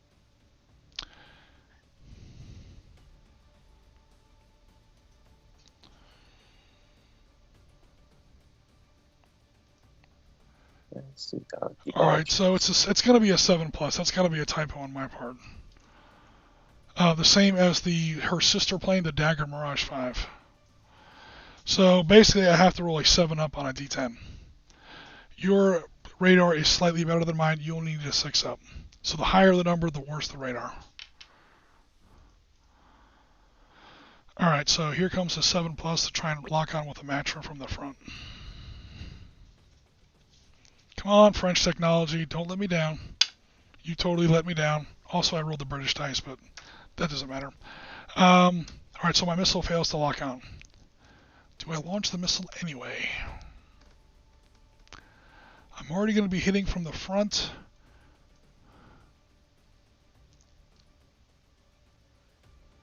And launching without a lock would mean +5. The missile's not that accurate. You can get away with that with IR missiles, not really with semi-active radar homing missiles. He hits on a 7+. If I have to add a 5 to that, I'm only going to be hitting on a 12+ on a D10. So, no. Long story short, I'm not launching the missile. Okay, that's it for him. This guy just got blown out of the sky. He ain't launching squat, which is very good news for Mr. Harrier number 1. Mr. Harrier number 1 was like, get him off my 6, man! And this guy is still flying back toward England and doesn't know where the battle is, and he's still trying to regain control of his plane. So that's it for my missile fire. I think you've got one plane that can probably launch a missile. We will certainly see if it can. Okay, cool. Technically, I think you're close enough for guns as well, but it would be a terrible gunshot. But you can also go for missiles. Okay. Can I do both, or is that only just one? You can use one per turn. No, I mean, can I go missiles and guns, or is it just missiles or guns? Missiles or guns. You can use one weapon. Each plane can only use one weapon system per turn. I think I'll go with the guns this time. Okay, cool. We get to use guns, which are fun. Plus, we get to show how the roll works. Okay, you are totally within the arc, obviously, because you had a successful barrel roll, so you get to line up exactly how you want. That's cool. You are greater than 6 inches, which means you are at long range. Alright, so here's how guns work. It's got 3 range bands, 0 to 3, your hit is a 3+. Medium range, from 3 to 6, your chance to hit is a 5+, you roll d6s. Long range, 6 to 9, which is where we are, you have 6+. So you need 6 ups on d6s to win. The thing is, how many dice are you rolling? Alright, well the base number for the cannon on the Harrier is guns, 66. Alright, so you start off with 6. However, pilot dice gun modifier, well everyone's a good pilot, so you get +1 dice for that, you're up to 7. Short burst, take off 2 dice. Normal burst, you have the normal dice. Sustained burst, you add 2 dice. I did not do a maneuver where a bonus is indicated. However, I am firing from the front, so have your dice. So you kind of do this in order. So you start off with 6, like we saw on the Harrier chart. It goes up to 7. How much ammo do you want to burn? You have a total of 7 gun points. If you fired them all, if you fired the maximum amount, you would use up 3 of them right now. 3 out of 7. But you would get 2 additional dice. He will be unloading. Cool. He's got the hammer down. So it goes up to, starts off at 6, goes up to 7, goes up to 9, because he's using a sustained burst. However, he is firing from the target front, which means you take that 9 and you cut it in half. 4.5 rounds to 5. You're down to 5d6, and only 6s do damage. Oh, sorry, you have 8 dice. I was looking at the wrong plane again. You have 8 ammo points. So that's Harrier number 1 is going to use up 5 of his ammo points. Sorry, 3 of his ammo points. He's now down to 5. I will get many more d6s because you have a total of 5. We've done the math. All right, and we're looking for 6s. Every hit is a point of damage. So again, you're firing cannon from almost 3 miles away. So just don't expect like X-wing levels of damage here. But let's see what happens. You did do 1 point of damage. So you did clip him a little. That was against Mirage number 2. Mirage number 2 now has 1 point of damage. Again, they have 6. Once they get to half their damage, all kinds of bad things start happening. The plane is considered crippled. It has half movement. So really 2 more points of damage and that plane has all kinds of issues. Cool. And then when we get to the assess damage phase, we'll see what that actually did. There's another chart you got to roll on for what systems and critical hits and things of that nature. And I think that's it because this guy has nothing in his frontal arc. Cool. All right, cool. So we're done with fire phase. We're now down to the assess damage phase. We don't have to assess damage on that Mirage. We know where he's going. Straight to hell, or at least his plane is. We now go to this chart. I roll a d10 to see what happens here. If we roll an 8, that's called the golden BB, the 1 in a million chart, and then we go over here. We roll on this chart. So it's almost like exploding, not exploding dice, but almost like an exploding chart. So first, let's see what that 1 point of damage did to my Mirage, if anything extra. 6, it did something. So 6, gun system is KO. You blew his guns away. Guns may no longer be fired. Come on, man. The guns are my only chance because my missiles are terrible. You're going to make me have to fight you with missiles now? Okay, so that's it. My guns are knocked out. Oh, wait, that's not what I meant. So Mirage 2 no longer has guns. So is it 1 roll on that table per point of damage? No, it's per source of damage. So if I took 10 points of damage from one hit, I would just roll on that table once. If I took 3 points of damage from 3 different planes or whatever, I think then you roll 3 times. Gotcha. I'm pretty sure that's how it works. But in any event, there was one point of damage anyway. No, I was just double checking because I wasn't sure how it worked. Actually, now that you ask, I don't know. now you got me curious. Aircraft damage.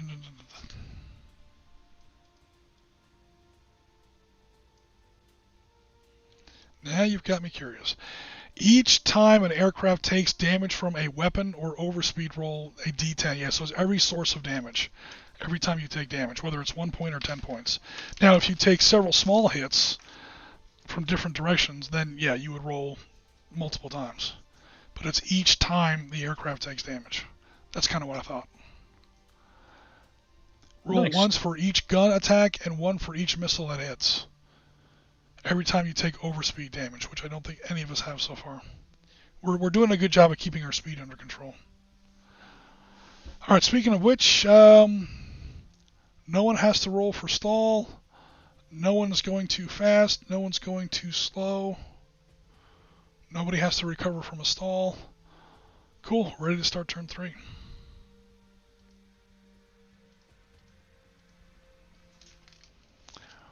Alright, so these modifiers are off the table now.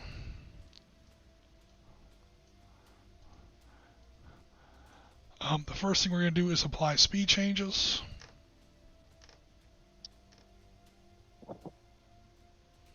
I'm pretty happy with my 10s and 9s. I'm just going to bring my one guy up to 10 so they're all the same. Okay, are either of your Harriers going to speed up or slow down? They're both going to go to 10. Okay. Everyone's going at 10. Makes things easy. Come on, dummy. There we go. Cool. Oh, we can take him off the map. He's done. Alrighty. Let's take a look at maneuvers.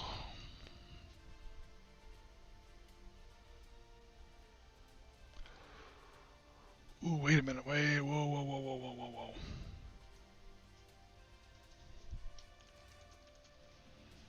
I gotta speed up a little bit. Alright, cool. Anyone doing any special maneuvers? Well, actually, don't tell me, but...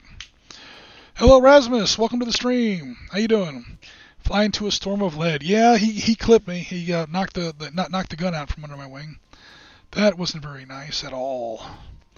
I have a friend who was serving in the army in Germany, says Tuffy Years. At the time of the Falklands, they only... hold on, I can't quite see the whole comment here. They only had 10 rounds each. And the Ruskies kept running. Oh, okay. Hoping someone had an itchy trigger finger. Tuffy Ears, is this by chance Bob? I might know who you're talking about.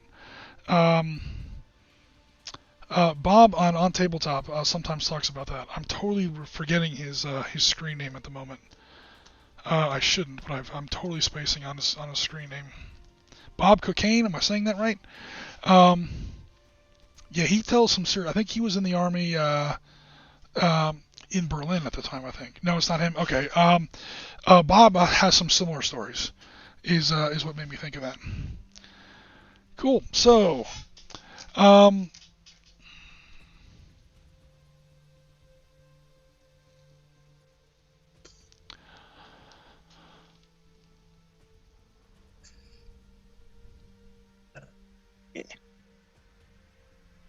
there are no missiles coming at me right now, so I don't have to worry about brake turns. Split S's, good God. No thank you, sir.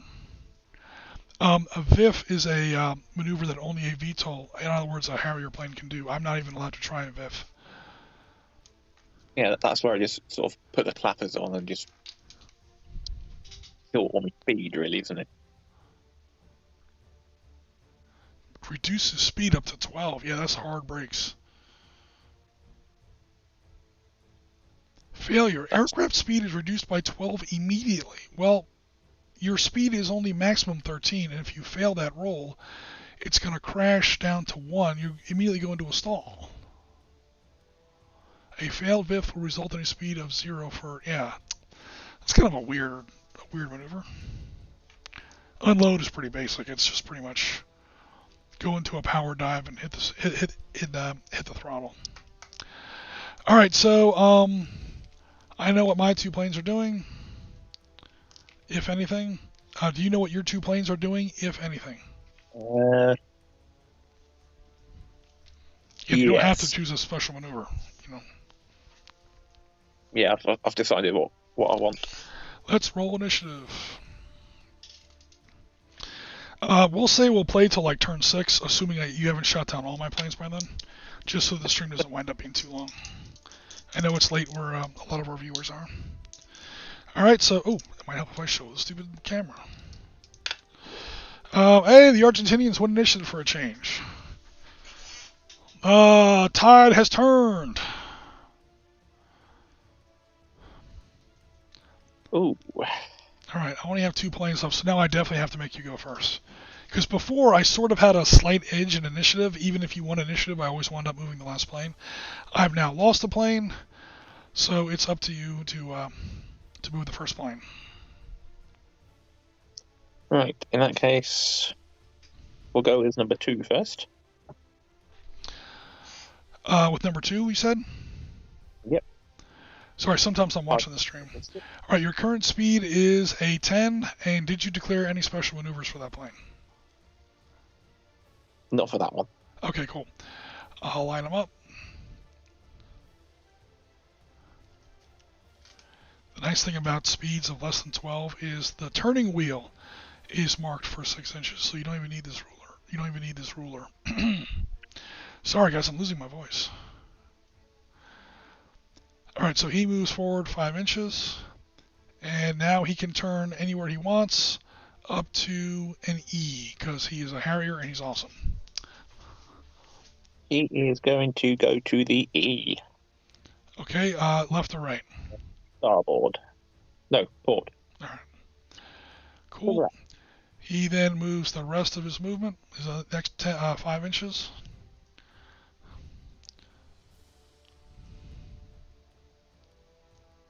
And he's going to... Alright, we got him lined up. Turn to the E again. Same way.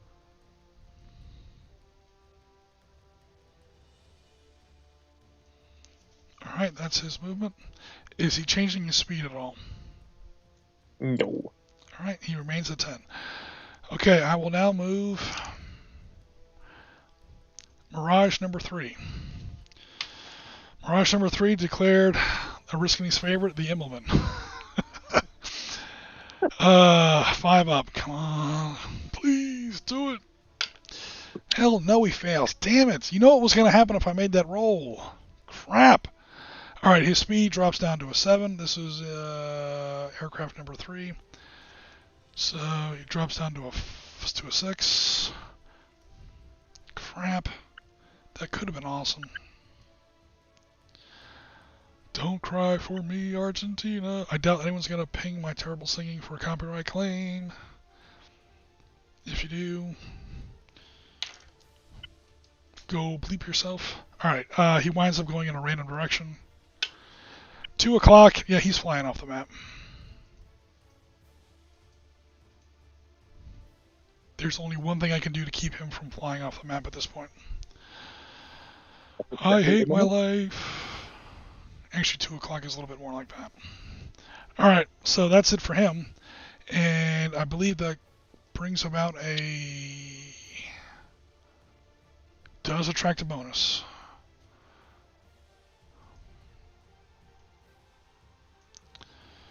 Okay, over to your movement for your second plane. Or technically your first. That is actually doing a high yo-yo. Oh, cool. Yeah, he's trying to avoid the overshoot. Alright, so high yo-yo is... Okay, your chance to hit that is normally a 7 plus. Again, because we're all with good pilots. Knock it down to a 6 plus. Alright, 50-50 on the high yo-yo. Here we go. Here we go. Oh, maybe I should show the dice tray. Here we go. Of course I roll successes for the other guy's planes. Alright, so the high yo-yo. Aircraft attempts to avoid an overshoot and turn inside an opponent by pulling up and then executing a diving turn. If successful, the aircraft moves forward, which it is, half move, makes a first turn, moves forward a third of the move, makes a second turn.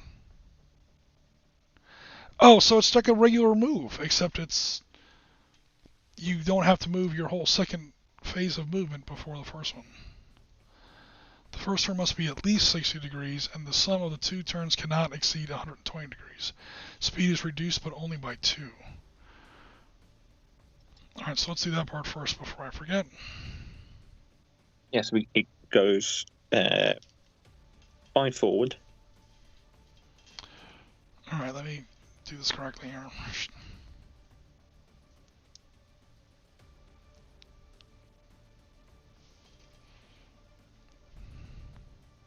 Come on. This is way more accurate than you would see on a miniatures table, but sometimes it takes too long. Alright, so 5 forward. There we go. Then he gets to turn to the right. Okay. Between 60 to 120 must be at least degrees. 60. The two turns. Oh, so you can. Oh, that's what it is. It's a hell of a hard turn. You can technically turn like 110 degrees on your first maneuver. Holy crap. I see what the point of the maneuver was. Okay, so he can turn. Again, each clock ray is 15 degrees. So he's turning to the right, you said? How much does he want to turn? Pretty much in the way that your Mirage is currently facing. Cool. Alright, so that's going to be 90 degrees. Actually, no, we'll leave it at 90 degrees, and then we'll do the 1/3 move. 1/3 move, which is, let's see, for 5 of, no, a third of, you're doing 10. That's like 3 and a third. So that's 1, 2, 3, and a smidge more. That's like 3 and a third there. And then we'll finish. He's moved 90 so far. He can turn another 30 degrees. So, because it said the total could not exceed 120. Yeah, so we'll go to the M move. We'll the two turns cannot exceed 120. Cool. I actually never tried a high yo-yo before. I see that difficulty 7, and I kind of shy away from it. Now, if Mirage 2 makes his Immelman, oh God, please. Can I shoot down one British plane? Pretty please? Get the right dice. Come on, Mirage 2, for the love of... Oh, and we've already done the reduced speed by 2. Okay, Mirage 2, I need to roll a 5 up. Although I have no guns on this Mirage. Man, watch him make the roll and get, like, literally, like, wedge at right up your, and I'm not going to have any guns. Because everyone hates me. And I'm too close to use Sidewinders. Even if I make this. AirWar C21 hates me. I don't think I've ever won a game of this. Alright, here I go. I need a 5 up. I got a 4 anyway. Alright, so full movement is... Or I should say full half.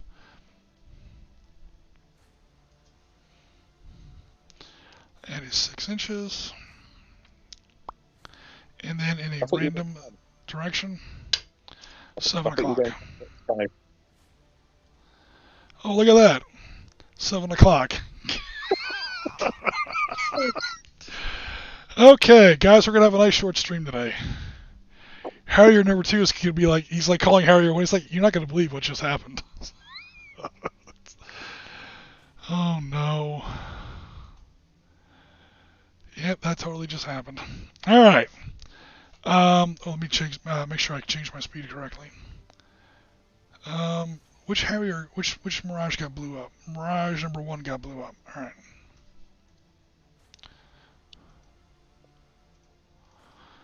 Alright, so his speed is also down to 6. And, oh, not only that, but you get a +2 to hit. Because that was a failed Immelman. Failed Immelman attracts a bonus, dude. You're not ever going to see a better shot than that. That literally just fell, like, right in front of you. Ah, boy. Alright. Jim Immelman Oriskany. Yeah, Jim Immelman fail Oriskany. Say that 10 times fast. Rasmus says, when do you want to do the True Lies moment? We might be doing it right about now. Except instead of that old Key West Causeway, it's going to be the remains of the Argentinian Air Force. Okay, so we finished movement, I'm happy to say. Resolve missiles from last phase. Nobody had missiles in the air last time. Resolve air-to-air gun. Launch new missiles, sorry. I have no missiles to launch. I don't think you do either. Harrier number 2 is kind of too close for Sidewinders. I mean, technically it's legal, but I think you would rather have a gun attack. Oh, yes. Yep, cool. Alrighty. Awesome. So no one's firing missiles. We go to resolve air-to-air gun attacks. Okay, cool. No one has anything in arc except for, of course, Harrier number 2, who is now just going to say, ugh. Harrier number 2 is also the guy that still has a full ammunition load. Oh, it just keeps getting better and better. Okay. I think you're in short range.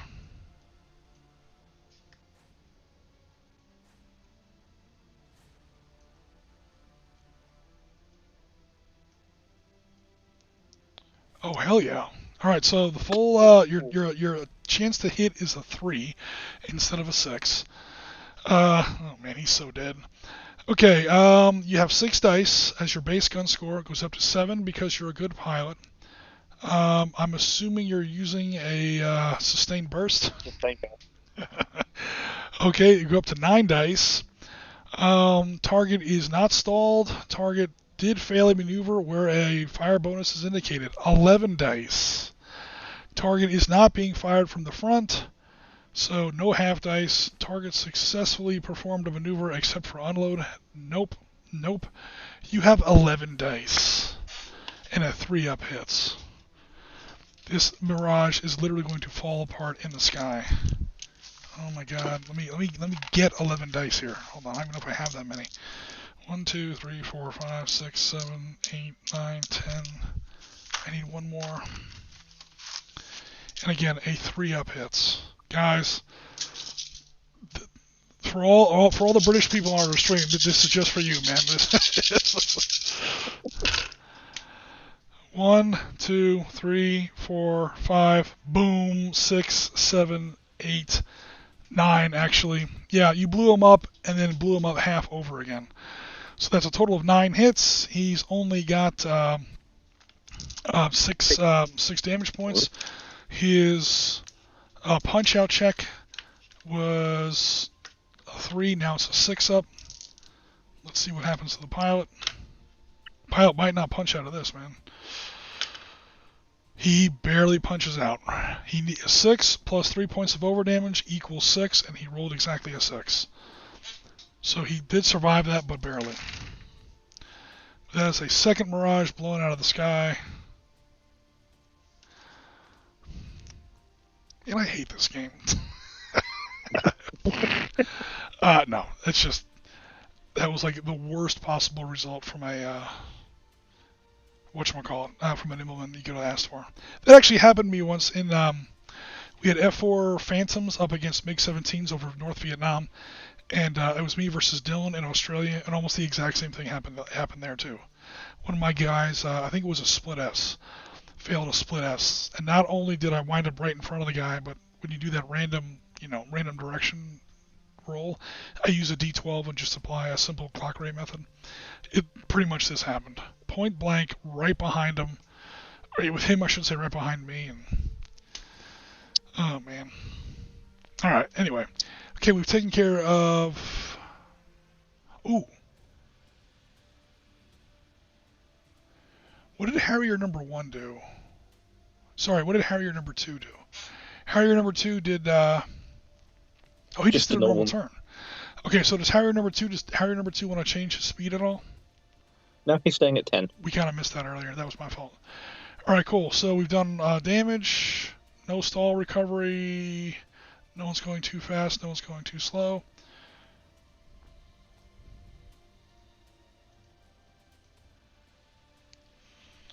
All right.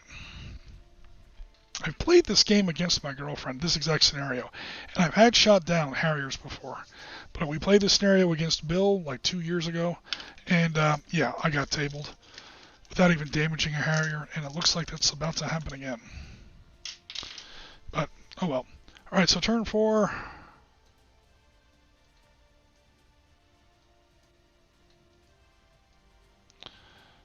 Clean off all this stuff.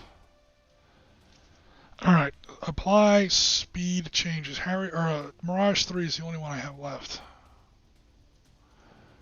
Cool. Currently moving at 6.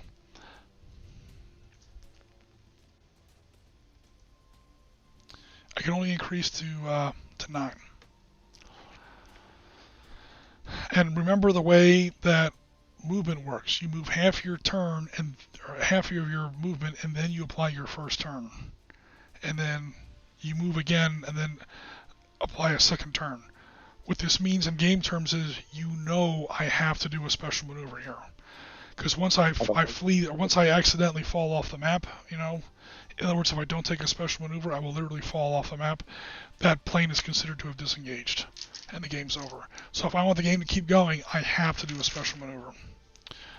Speaking of which, I know what. I'm sorry. Yeah, because he's literally about to engage. I have to turn before I move, and there's only certain maneuvers that do that. I've just noticed something about the high yo-yo. Oh, what's up? Do we do something wrong? You don't actually have to move the full half on the first one. Attempts to avoid an overshoot if successful, the aircraft moves forward. Did I read it wrong? Because if successful, the aircraft moves forward half a move.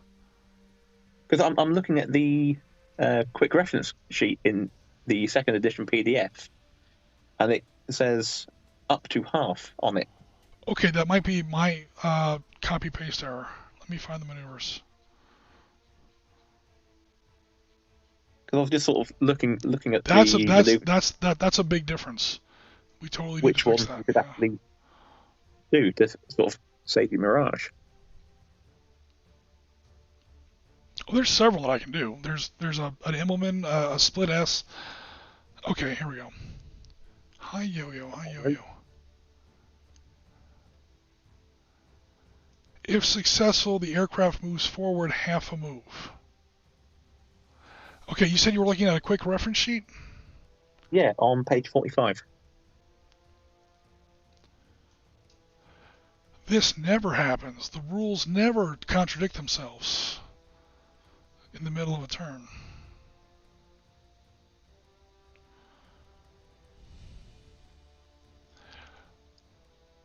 Yeah, move up to half. That's a difference. The book literally contradicts itself. Okay, I definitely like that better because that makes more sense. It's more of a flip then, isn't it? Yeah. Well, yeah, I mean, I know what it is like. I mean, I'm not a fighter pilot, obviously, but like, in reality. And if you look at most of the other maneuvers, it's like that. It's if you're successful, like the Immelman, when I could basically stand up and basically not move at all. It's anywhere up to half your move. Yeah. And then you do that first turn or whatever it is that you're doing. Cool. So that actually makes my little chart a little bit more accurate now. Yeah, here in the actual rule, so yeah, I see what you're saying, up to half. I like that better. But in the actual rule, it doesn't say up to half. It says you move half. And normally I wouldn't worry about that kind of attention to grammar, except in a lot of these maneuvers, that's the only difference between failure and success. Is you failed, you have to move the full amount. You have to slide or roll the full amount. And then this happens. Whereas in a successful maneuver, you get to move up to half. So that's got to be a typo in the rulebook right here, because they contradict it on the quick reference sheet.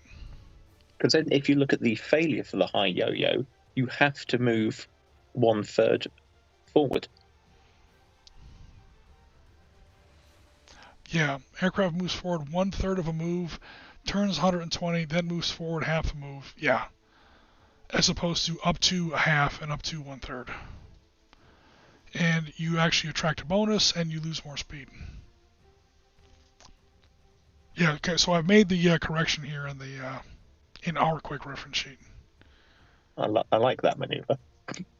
Yeah, it's also for the level of difficulty. It's one of the more difficult maneuvers, so it should give you a good bonus. It should allow you to do a lot because you're going to fail that a lot. Well, not really a lot, but a good pilot, it's 50-50. So yeah. Okay, cool. So how fast am I going here?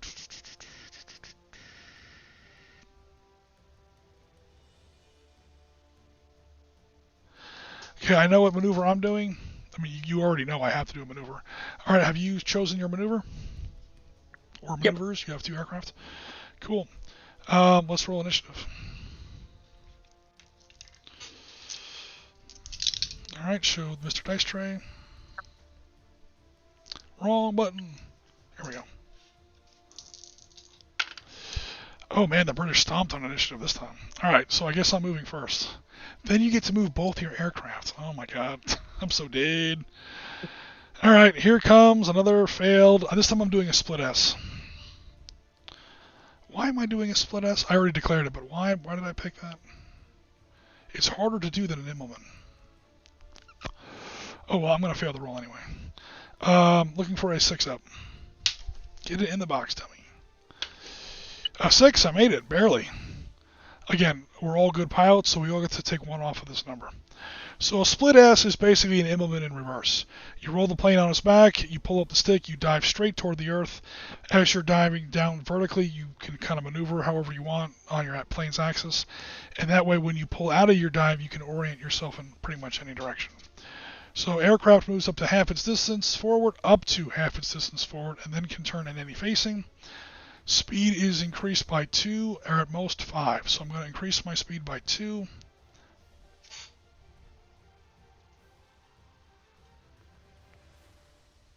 And be pointing that way.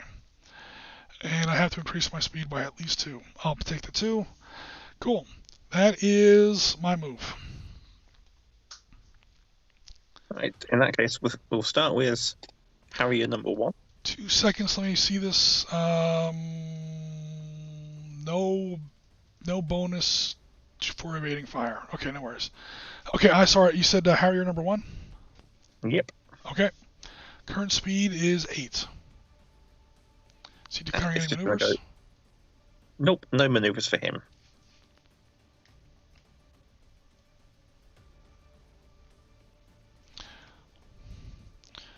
Alright, so forward 4.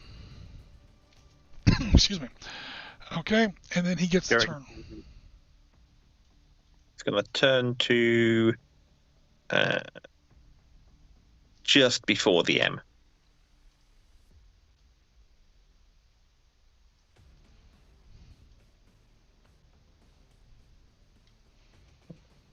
Maybe a little more than that. Alright. Excuse me again. Yeah, that's pretty much it. Cool, 4 more. And then he gets to do a second turn if he wants. Nope, he's happy right there. Damn, what the hell's wrong with my throat? Okay, and then we go to Harrier number 2. Speed, I think, is a little faster. He's doing 10. And he's performing a high yo-yo. Oh, cool. So high yo-yo is 6 or more on a D10. Dun, dun, dun, dun, dun. A 3, he fails. Alright, so he moves forward 1/3, then turns 120 degrees, then moves forward half. Okay, so he started off here. He's currently moving at, number 2 is moving at 10, right? Yep. Alright, so he moves forward 1/3 of that, so it's basically 3 and 1/3. 1, 2, 3, and a little. Okay, he has to turn 120 degrees, Which way is he turning, left or right? Turning to the left.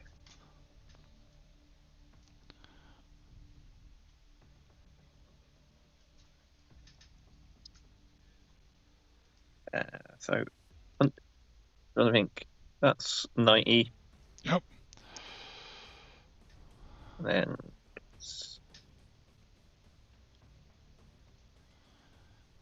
each one was 15. You say you did? Yeah. You? So then 2 more out to M. To the M. And then he has to move half, which is going to be 5. And speed is reduced by 4, which is still above his stall speed. But I do get a attract fire bonus. Does attract a fire bonus. Too bad I don't think I am in Missile Arc.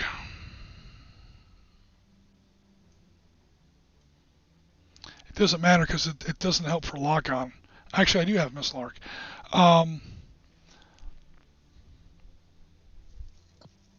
Cool. All right, but the missile doesn't hit you this turn, so I mean I'll put it on there just to keep track of it, but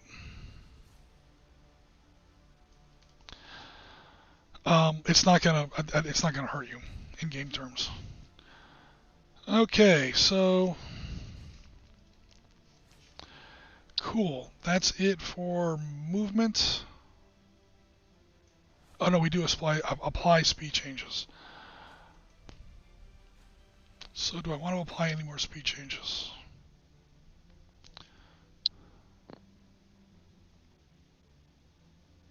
I gained 2 from the split S. I'm going to pour into Afterburner for 14. Okay, is either Harrier 1 or 2 going to apply any speed change? They're both going to increase by 4. Okay. Harrier 1 is starting to shake a little. Harrier 2 is up to 10. Cool. I think it's 4 for Harrier 1. Their max speed is 12, isn't it? 13. 13. Just short of Mach 1, yeah.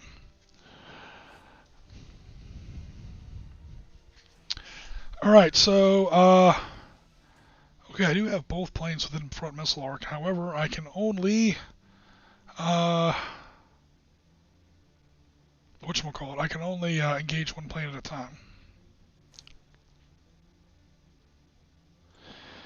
So it's time for me to try, and I have to engage with Matras because my magics will not engage from frontal target aspect. So a 7+. Here comes another fail. 9. Holy shit. Okay, never mind. I take that back. I actually managed to launch a missile at you. Oh my god. It would really be embarrassing if I didn't do any damage to anybody. It doesn't really matter because, all right. So odds, it's number 2. Evens, it's number 1. All right, missile away. That was my one and only match run.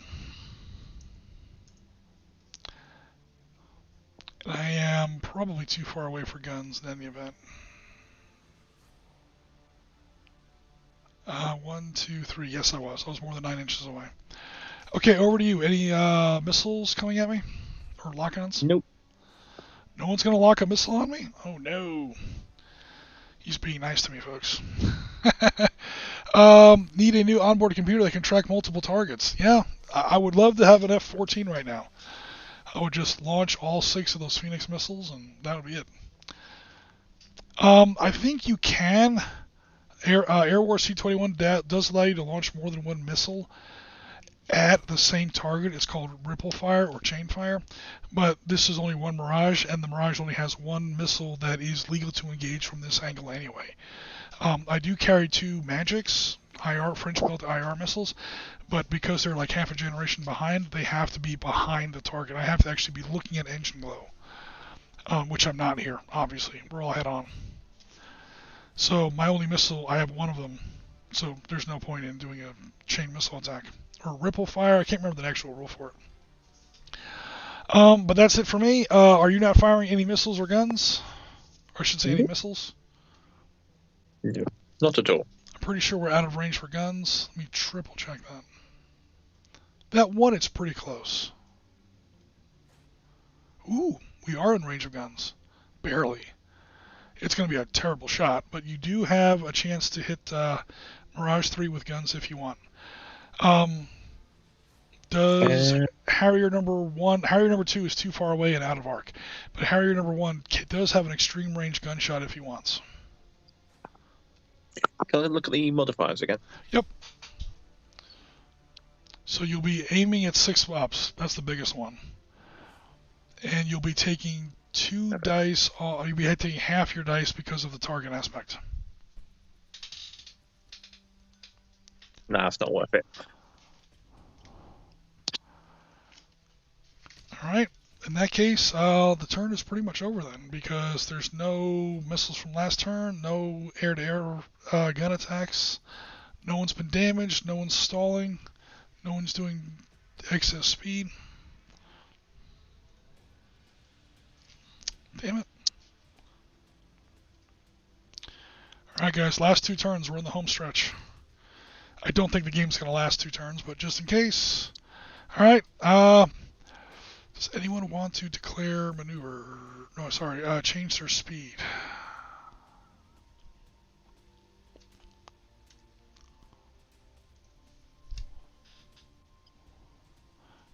Is either Harrier number 1 or number 2 applying speed changes. This is the top of the order on turn 5. Nope. Okay. Time to pick maneuvers.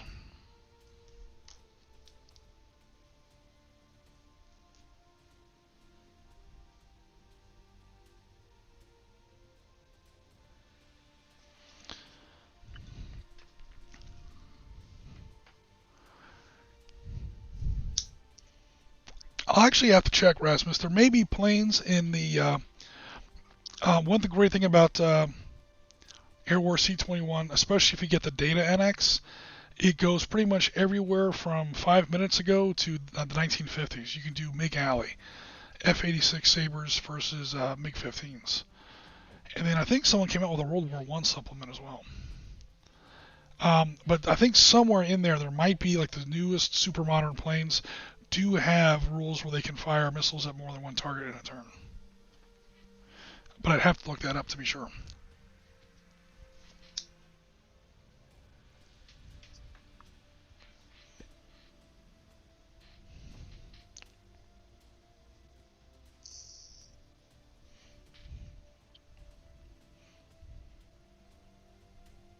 I've got mine chosen.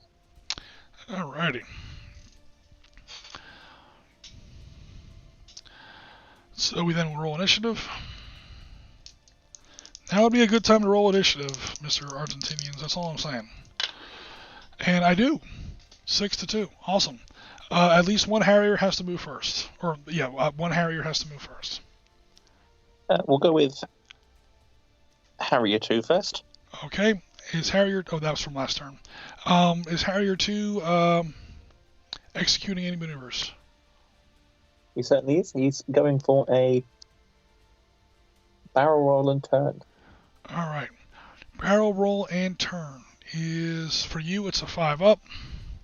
Because we're good pilots.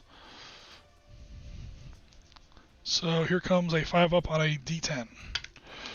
A 4. Negative Ghost Rider.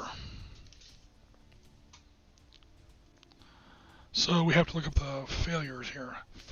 Okay, aircraft moves as described above, but turns 60 degrees away from the line of flight.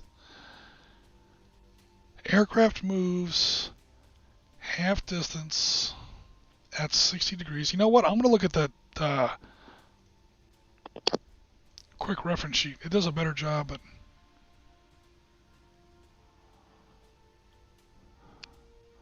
Barrel roll and turn. Okay, yeah, it's half... Okay, never mind. It's kind of how we thought. Or how I thought. Okay, so which way was he gonna... Which way was he trying to slide? Left or right? He was going to try and slide to the right. So he could turn into the left. And... Harrier 2 was moving at 10, so he's going to move 5 inches. First of all, let me get this lined up right. Come on, dude. Get it accurately. All right. 5 inches at 60 degrees, and then he has to now be facing that way.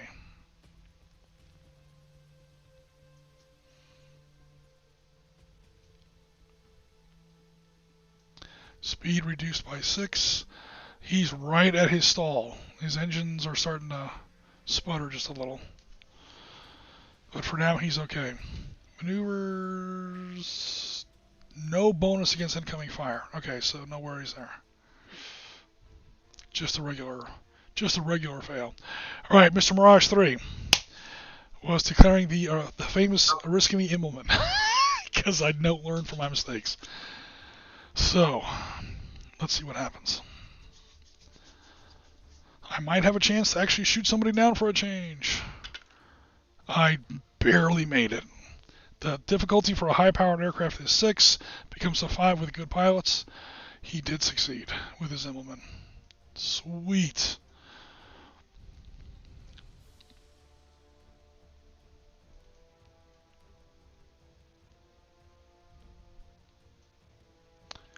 Up to half my movement. My movement right now is 17, so up to, what is that, 8.5? Yeah. I think I'll take the 8.5. Look at that. We basically just did a Top Gun. They fly right past each other. We have 900 knots closure, and then he faces any direction he wants. But the question is, he's got some magic missile. I'm sorry, go ahead. Did you have a Polaroid? Yep. Almost. Again, that was, we were about this close in, again, that Vietnam game. I actually put that clip in the video just for fun. Were we this close? We were pretty close. So again, center dot. Come on, machine. Yeah, so we're about less than half a mile apart. We're about a quarter mile apart. Again, each grid is roughly half a nautical mile. So we're like half a kilometer apart as opposed to half a nautical mile. So yeah, 500 meters, 400 yards, something like that. So, yeah. Okay, so that is, and an Immelman does give me some bonus against fire, depending if it's a missile, but no missiles are coming at me this turn. Okay, time for Harrier number 1. Who was doing a break turn.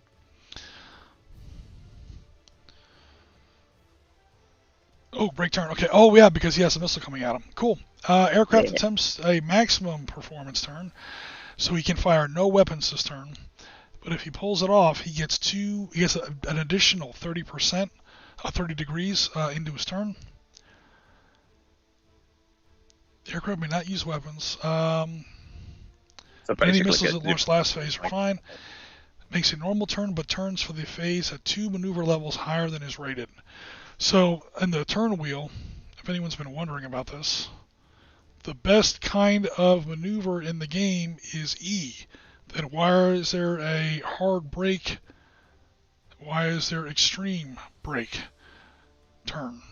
Because there's a high maneuver brake turn and there's an extreme brake turn. So basically he gets to turn 90 degrees twice if he makes it. So hard brake turn is high-powered aircraft, which is you, and you're a good pilot, so your chances of 4+. Here we go. Oh my god, dude. My Argentinian dice rolling has now moved over to you. I do apologize. Makes a normal move and turns its normal maneuver rating, but both directions must use the full amount possible. Alright. So you basically move normally, you just only use the normal turns, and it has to be the full amount.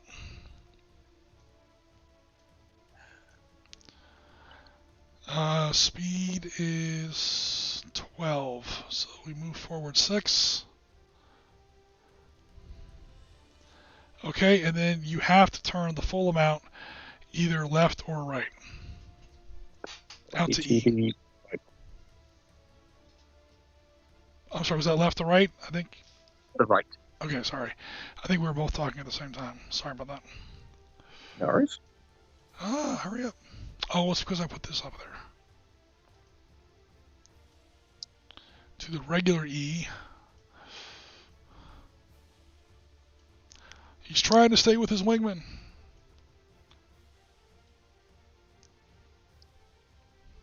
And it has to be to the full amount, but it doesn't have to be the same direction. I'm assuming you're turning to the right again. Yep.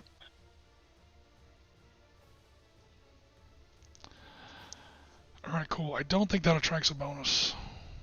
No, but I do lose 5 speed.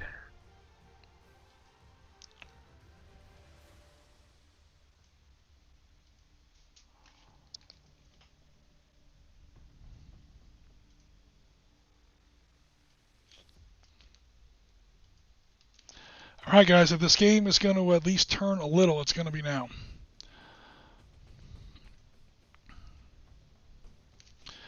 Alright, any speed changes? I did an Immelman, so I lost anywhere between 2 and 5 on that. I will take, actually the full 5, because these guys are probably going to be slowing down here. Alright, are either Harrier 1 or 2 applying any speed changes? Up to 4. They're both going to go up by 4. They're both going to go up by 4. Okay, we got some new people in the chat. Walkabout Games has joined us. Warpro hello. Hello on my coffee break, dropping in to see who is winning. The British are winning. They've shot down 2 Mirages. I have yet to damage a single Harrier, although this might be my time, guys. We'll see. It depends on how my dice are. If it's ever going to happen, it's going to happen now.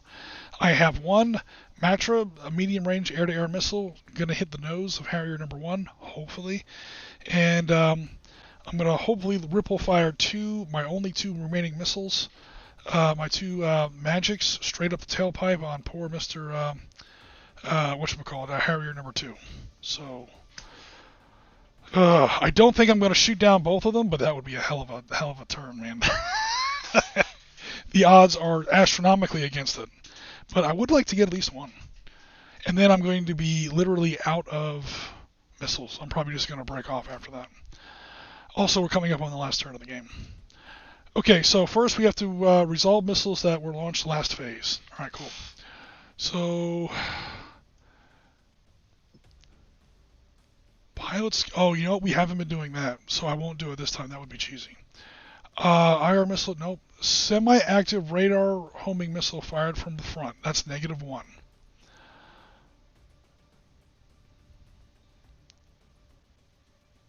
Everything else here is okay. You did not do a successful brake turn. Did not do any successful. Target did a successful barrel roll. No, no, no, no. Do you? I don't think you have chaff. I know you have flares. Oh, you do have chaff. God damn it. All right, so I'm assuming your aircraft pops chaff Yes. against radar-guided missiles. Cool. I shouldn't have taken out that fourth Mirage. But anyway, what was that? Chaff versus semi-active radar homing missiles. That's another -1. Okay, so there's a -1 for semi-active radar homing from the front, and there's a -1 for dropping chaff. You only have 4 chaffs, but this is your first one, and you're not going to run out, so I usually don't even keep track of those. Okay, so the Matra hits on a 7+, and I just got +2. I hit on a 9+. Again, half a generation behind technology, because technology in air combat really does matter. Come on, give me a 9 or a 10. That would be kind of sweet. Holy dog shit. That missile did hit despite all the problems. Roll a 10. On camera. It does 2d6 of damage. So Walkabout Games, you are my good luck charm. You are my good luck charm. I was rolling terribly until you showed up, so if the British lose this game, it's your fault, Walkabout Games. 2d6, that is 9 points. The aircraft only has a damage rating of 5. Yeah, that Harrier just got blown completely out of the sky. That is 5. I beat it by 4. It's a real total of 9. So your eject roll is 9. No, sorry, your eject roll is 3 plus 4. You have to roll a 7 plus to eject. Get up the British, nice. He does succeed in ejecting, so at least he made it.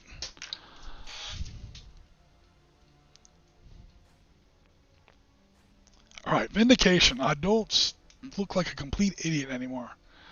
Seriously, guys, check out our live streams in the past. I don't think I've shot down a plane in a live game of AirWar C21 in literally about 2 years. That's not true. My Iraqi shot down an F-15 in Desert Storm. One F-15. Which is more than they lost in the real war. Okay. That's it for that. I'm now going to try to fire my last 2 missiles. Which, let me look this up here. Because here's a rule for this if I don't remember how it goes.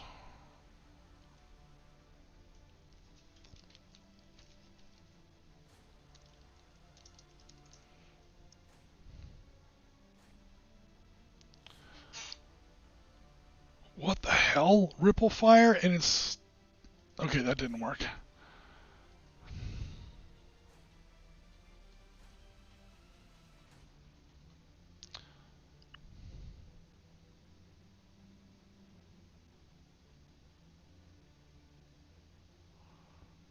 Nuclear air-to-air missiles. We won't be playing with those.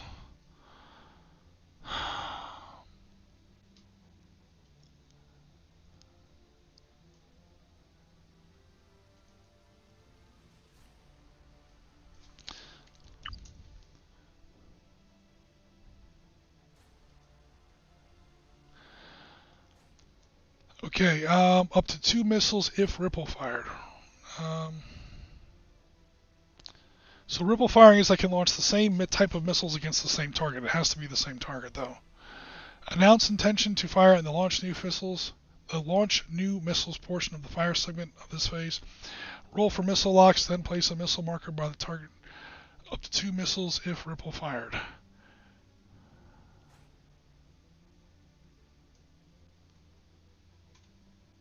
there any penalties for that?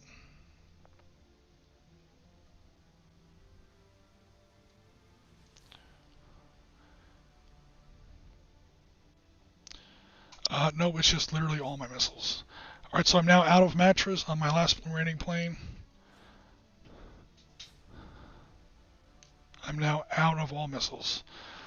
Alright, so I'm first of all, I guess before I... Well, yeah, even if I don't lock, I'm going to fire them anyway. So it's an IR missile from the back, no worries. So I do have, the correct arc, which almost never happens.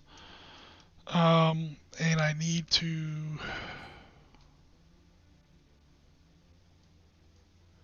roll a 4-up.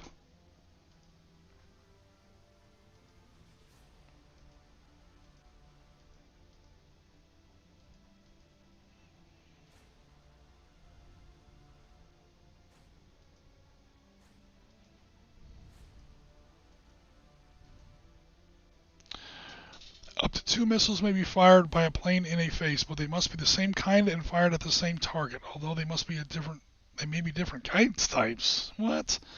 This is often done to increase chances for a hit, blah, blah. Yeah, get to the point. That's all it says. It doesn't say if I have to lock on once or twice.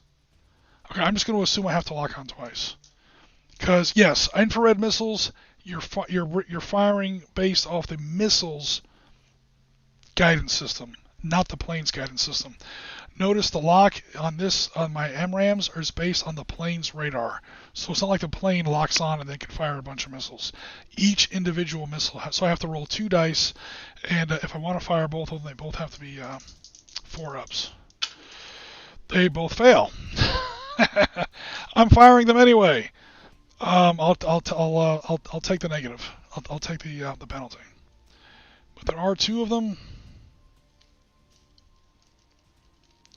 And off they go. Now, again, when it comes time to resolve whether or not they hit, guys, do remind me that those guys did fire without a lock. Okay. We've resolved new missiles. I can't launch any gun attacks. Assess damage, we did that.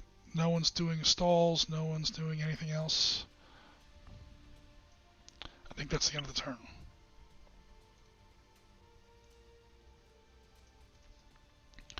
Last turn, turn 6.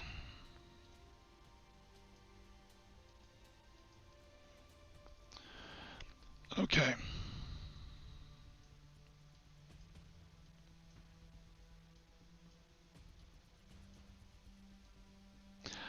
Am I doing any speed increases? Yes. Maximum speed increase. Are you increasing or decreasing Harrier 2 speed at all? Gonna go to 10. All right. That's apply speed changes. Place maneuver cards.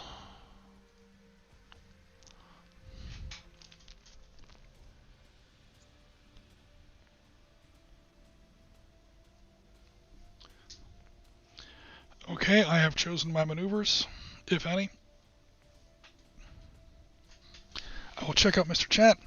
Walkabout Games, have to run. Good luck, Jim. I've already had a good luck. I've shot down one Harrier. I'm fine. Hello, SitRep Podcast. Welcome to the stream. You showed up just in time, right after I blew up a Harrier. Walkabout Games, First Blood. Oh no, Walkabout Games, you missed earlier in the stream. He blew 2 of my Mirages out of the sky. Yeah, the kill is still 2 to 1. Yeah, totally. The First Blood was quite a while ago. Rasmus says, hi Chris, on the phone, so note that I'm good for typing. Nice.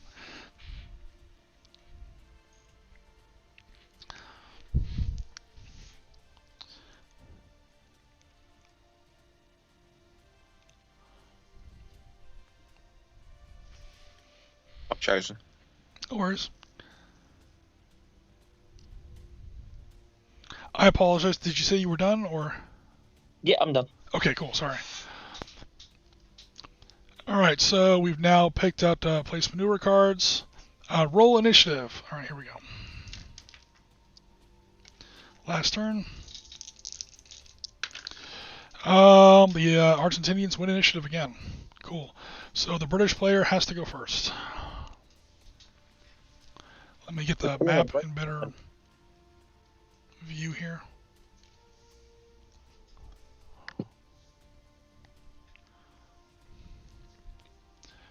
These missiles hit on a 4-up. However, I did launch them without a lock. I think that's a -3. So they're both going to be hitting on a 7-up, I believe. Also, I think you have flares. Yes, you do have flares. So he's not as screwed as he looks. And I'm pulling a break turn. Oh, okay, cool. That's definitely going to help. Assuming he makes the break turn.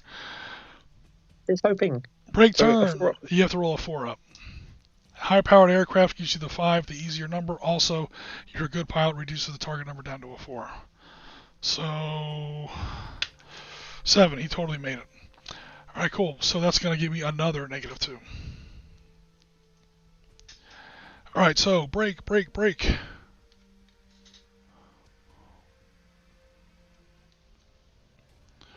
All right, so there we go. Oh man, break turn and a Harrier. Holy crap. Here's some crazy turns coming up now. He can pretty much turn almost 180 degrees by the time he's done. So he's doing 10, which means he moves forward half, and then does... Let me get the wheel lined up right. So that's half of his movement out to 5. And he's doing a EBT to the right. To the right, so that would be my left.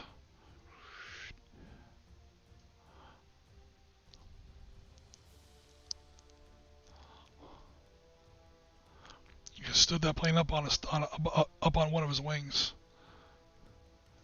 So come get me. Again. Doesn't have to do the full amount. It's up to you. He's going to turn completely around. Oh yes. Cool. He's coming straight at me.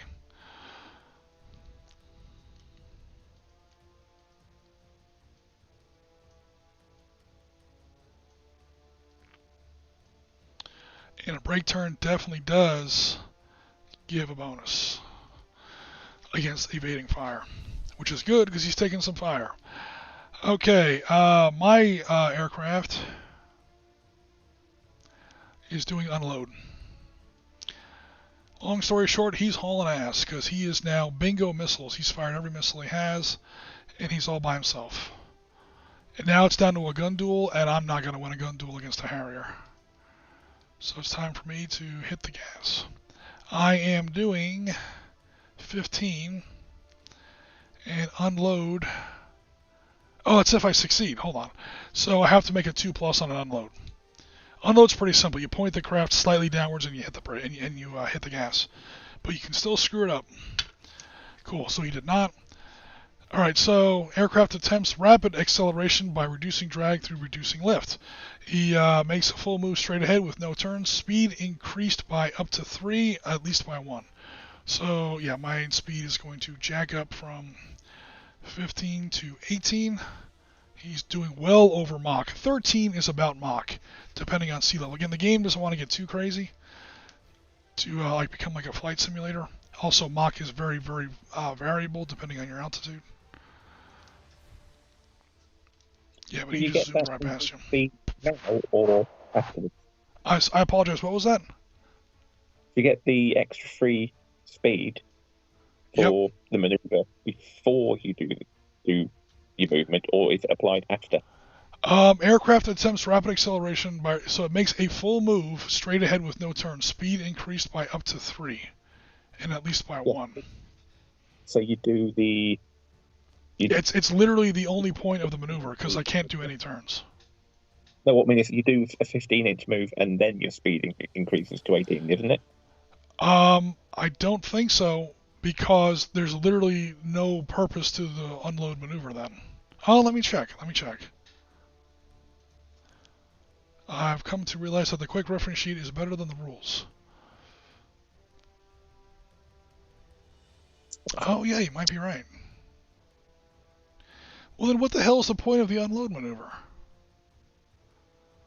I guess I get that 3 on top of... Okay, alright.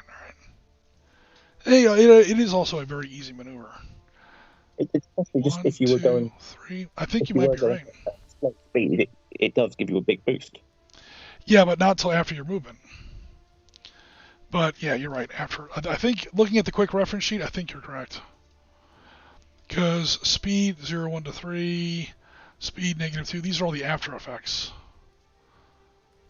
And if I look at unload, speed anywhere from +1 to +3. And it's all down in that same section of the, like, this is success, this is fail for unload. For high yo-yo, this is success, this is fail. And these speed adjustments we've been applying after the movement, so I think you're right.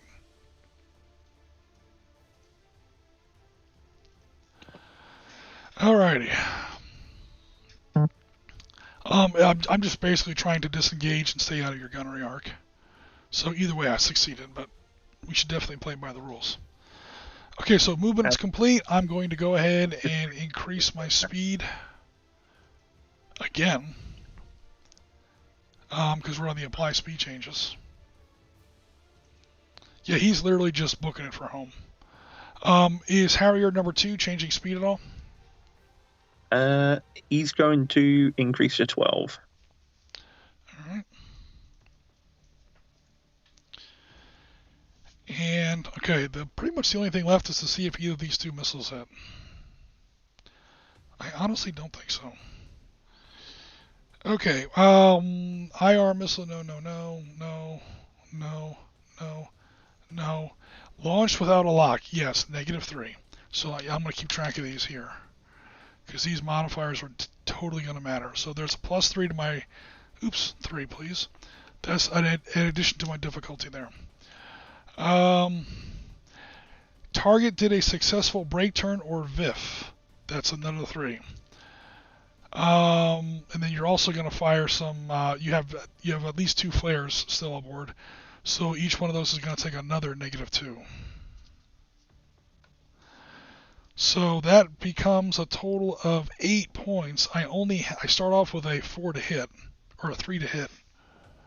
Is it a 4 or is it a 3? It doesn't matter because my new number is above a 10. I think it was 3 for mine, 4 for yours. Yeah. Okay. Oh no, that's to lock. To hit, It's 2 for Oh, yours, right, yeah. 4 for mine.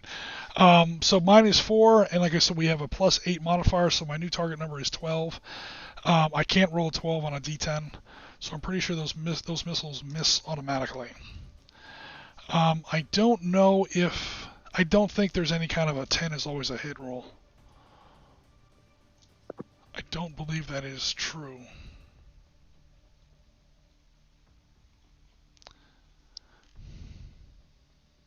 Or maybe there... honestly can't remember. Missile lock scores to hit. Missiles have a hit number. Hit number is the minimum score required on a D10. Oh, regardless of the modified die score, a natural 10 rolled on the missile always hits. A natural 1 always misses. So I have 2 chances to roll a 10, but I have to roll a natural 10. And it doesn't happen. Alright, cool. So now we've legit gone through the whole process. Those last 2 magics definitely did miss. That Harrier safe. And I am breaking off the table. And we're at the end of the game anyway, turn 6. That was a good game. Thank you very much. Yeah, definitely. I mean, I can't remember the victory conditions of the initial scenario. I think that was a draw. It may still be an actual British victory. I honestly don't remember. But I know that if one Harrier gets lost, it's a big deal. Because no Harriers were lost in air-to-air combat historically. I honestly don't know if I have that chart. Data annex. I don't have that in front of me. No worries. But again, this was like, I think your first time with the system, so we're just kind of learning. I've played it once this year, and then after that, I think I played it back in 2019 in Vietnam and the Falklands. So yeah, we're both still kind of learning our way through this system. And again, this is a very simple scenario. AirWar C21 doesn't try to be anybody's, DCS world by any stretch of the imagination. It just does, the basics of how air-to-air combat works in the jet age. It tries to give you the feel of how some of the maneuvers work, even though the game doesn't really track altitude in a very precise way. That's less of a problem than I think a lot of people think. Oh, air war never works on the tabletop because you can only do it in 2 dimensions. Most air combat is 2-dimensional, believe it or not. You figure that most aircraft, most dogfights take place within 1,000 feet, up or down, or let's say 5,000 feet, let's say a full mile. Okay, well, again, with each grid here being half a mile, how much area did this dogfight cover? It's covering at least 100 square miles here, or 50 square miles, and within so it's still a relatively slice of pizza as far as the air slice that it's taking place in. But where it does need to have relevant details, it really does. It's tough to try and shoot down a Harrier even if you have 3 Mirages, because you have to get lucky. Electronics. So, cool. Which you need to get lucky. Yeah. I mean, there are ways that you can kind of nudge the dice in your favor. By careful positioning, getting good on picking the right maneuver, trying to guess where your opponent's going to go based on his speed. He can only turn so fast. Again, when you're fighting Harriers with Mirages, you're always going to lose the maneuver game. It's going to be sooner or later one of my missiles is going to hit. I don't think I got a single gun attack. I did not get a single gun attack in this game. Harrier got all the gun attack. Oh yeah. Especially that one, man. Holy crap. That guy was just tired of the life of the burdens of life, man. He's just I've had enough. My wife just left me, my commanding officer's climbing up my ass. Just do it, man. Just pull me out of my misery. And yet he survived physically. All right, guys. So that was our look at AirWar C21 through the. Our look at the Falklands through the eyes of AirWar C21. Thanks very much, everybody, for coming out to our stream. Thanks very much, Gary, as always. I shouldn't say as always. This is your first time with us. Thanks very much for joining the ranks of the Oriskany Sunday Brigade, so to speak. Thank you for having me. Oh yeah, thanks very much. I definitely appreciate it. All right, guys, unless there's any more questions, we've been up now for not quite 3 hours, I'm going to go ahead and call the stream. I know it's getting late where a lot of you guys are, so I'm going to go ahead and call it. Thanks very much, everybody. Do keep an eye out for Bill's content on Wednesday. And, of course, we'll have some more stuff for you next week. I also think our podcast comes out later tonight. So also keep an eye out for that. Our actual, like, our rebroadcast of our podcast recording. Of course, it was live. Oh, no, what am I talking about? I'm so happy that I shot down a Harrier that I'm talking myself in circles. Our podcast was recorded earlier today. The recording should go out for all you guys later on tonight, is what I meant to say. All right, guys, take it easy. See you around Rasmus. Thank you, Ben. Thank you, Walkabout Games. Thank you, Vorpal by Tuffy Ears. Because Science Teacher, SitRep Podcast, everybody who came out to the stream today, Springtime, thank you very much. We're taking off for now. Thanks very much for all your support, and we'll be in touch later on this week. Take care, everybody.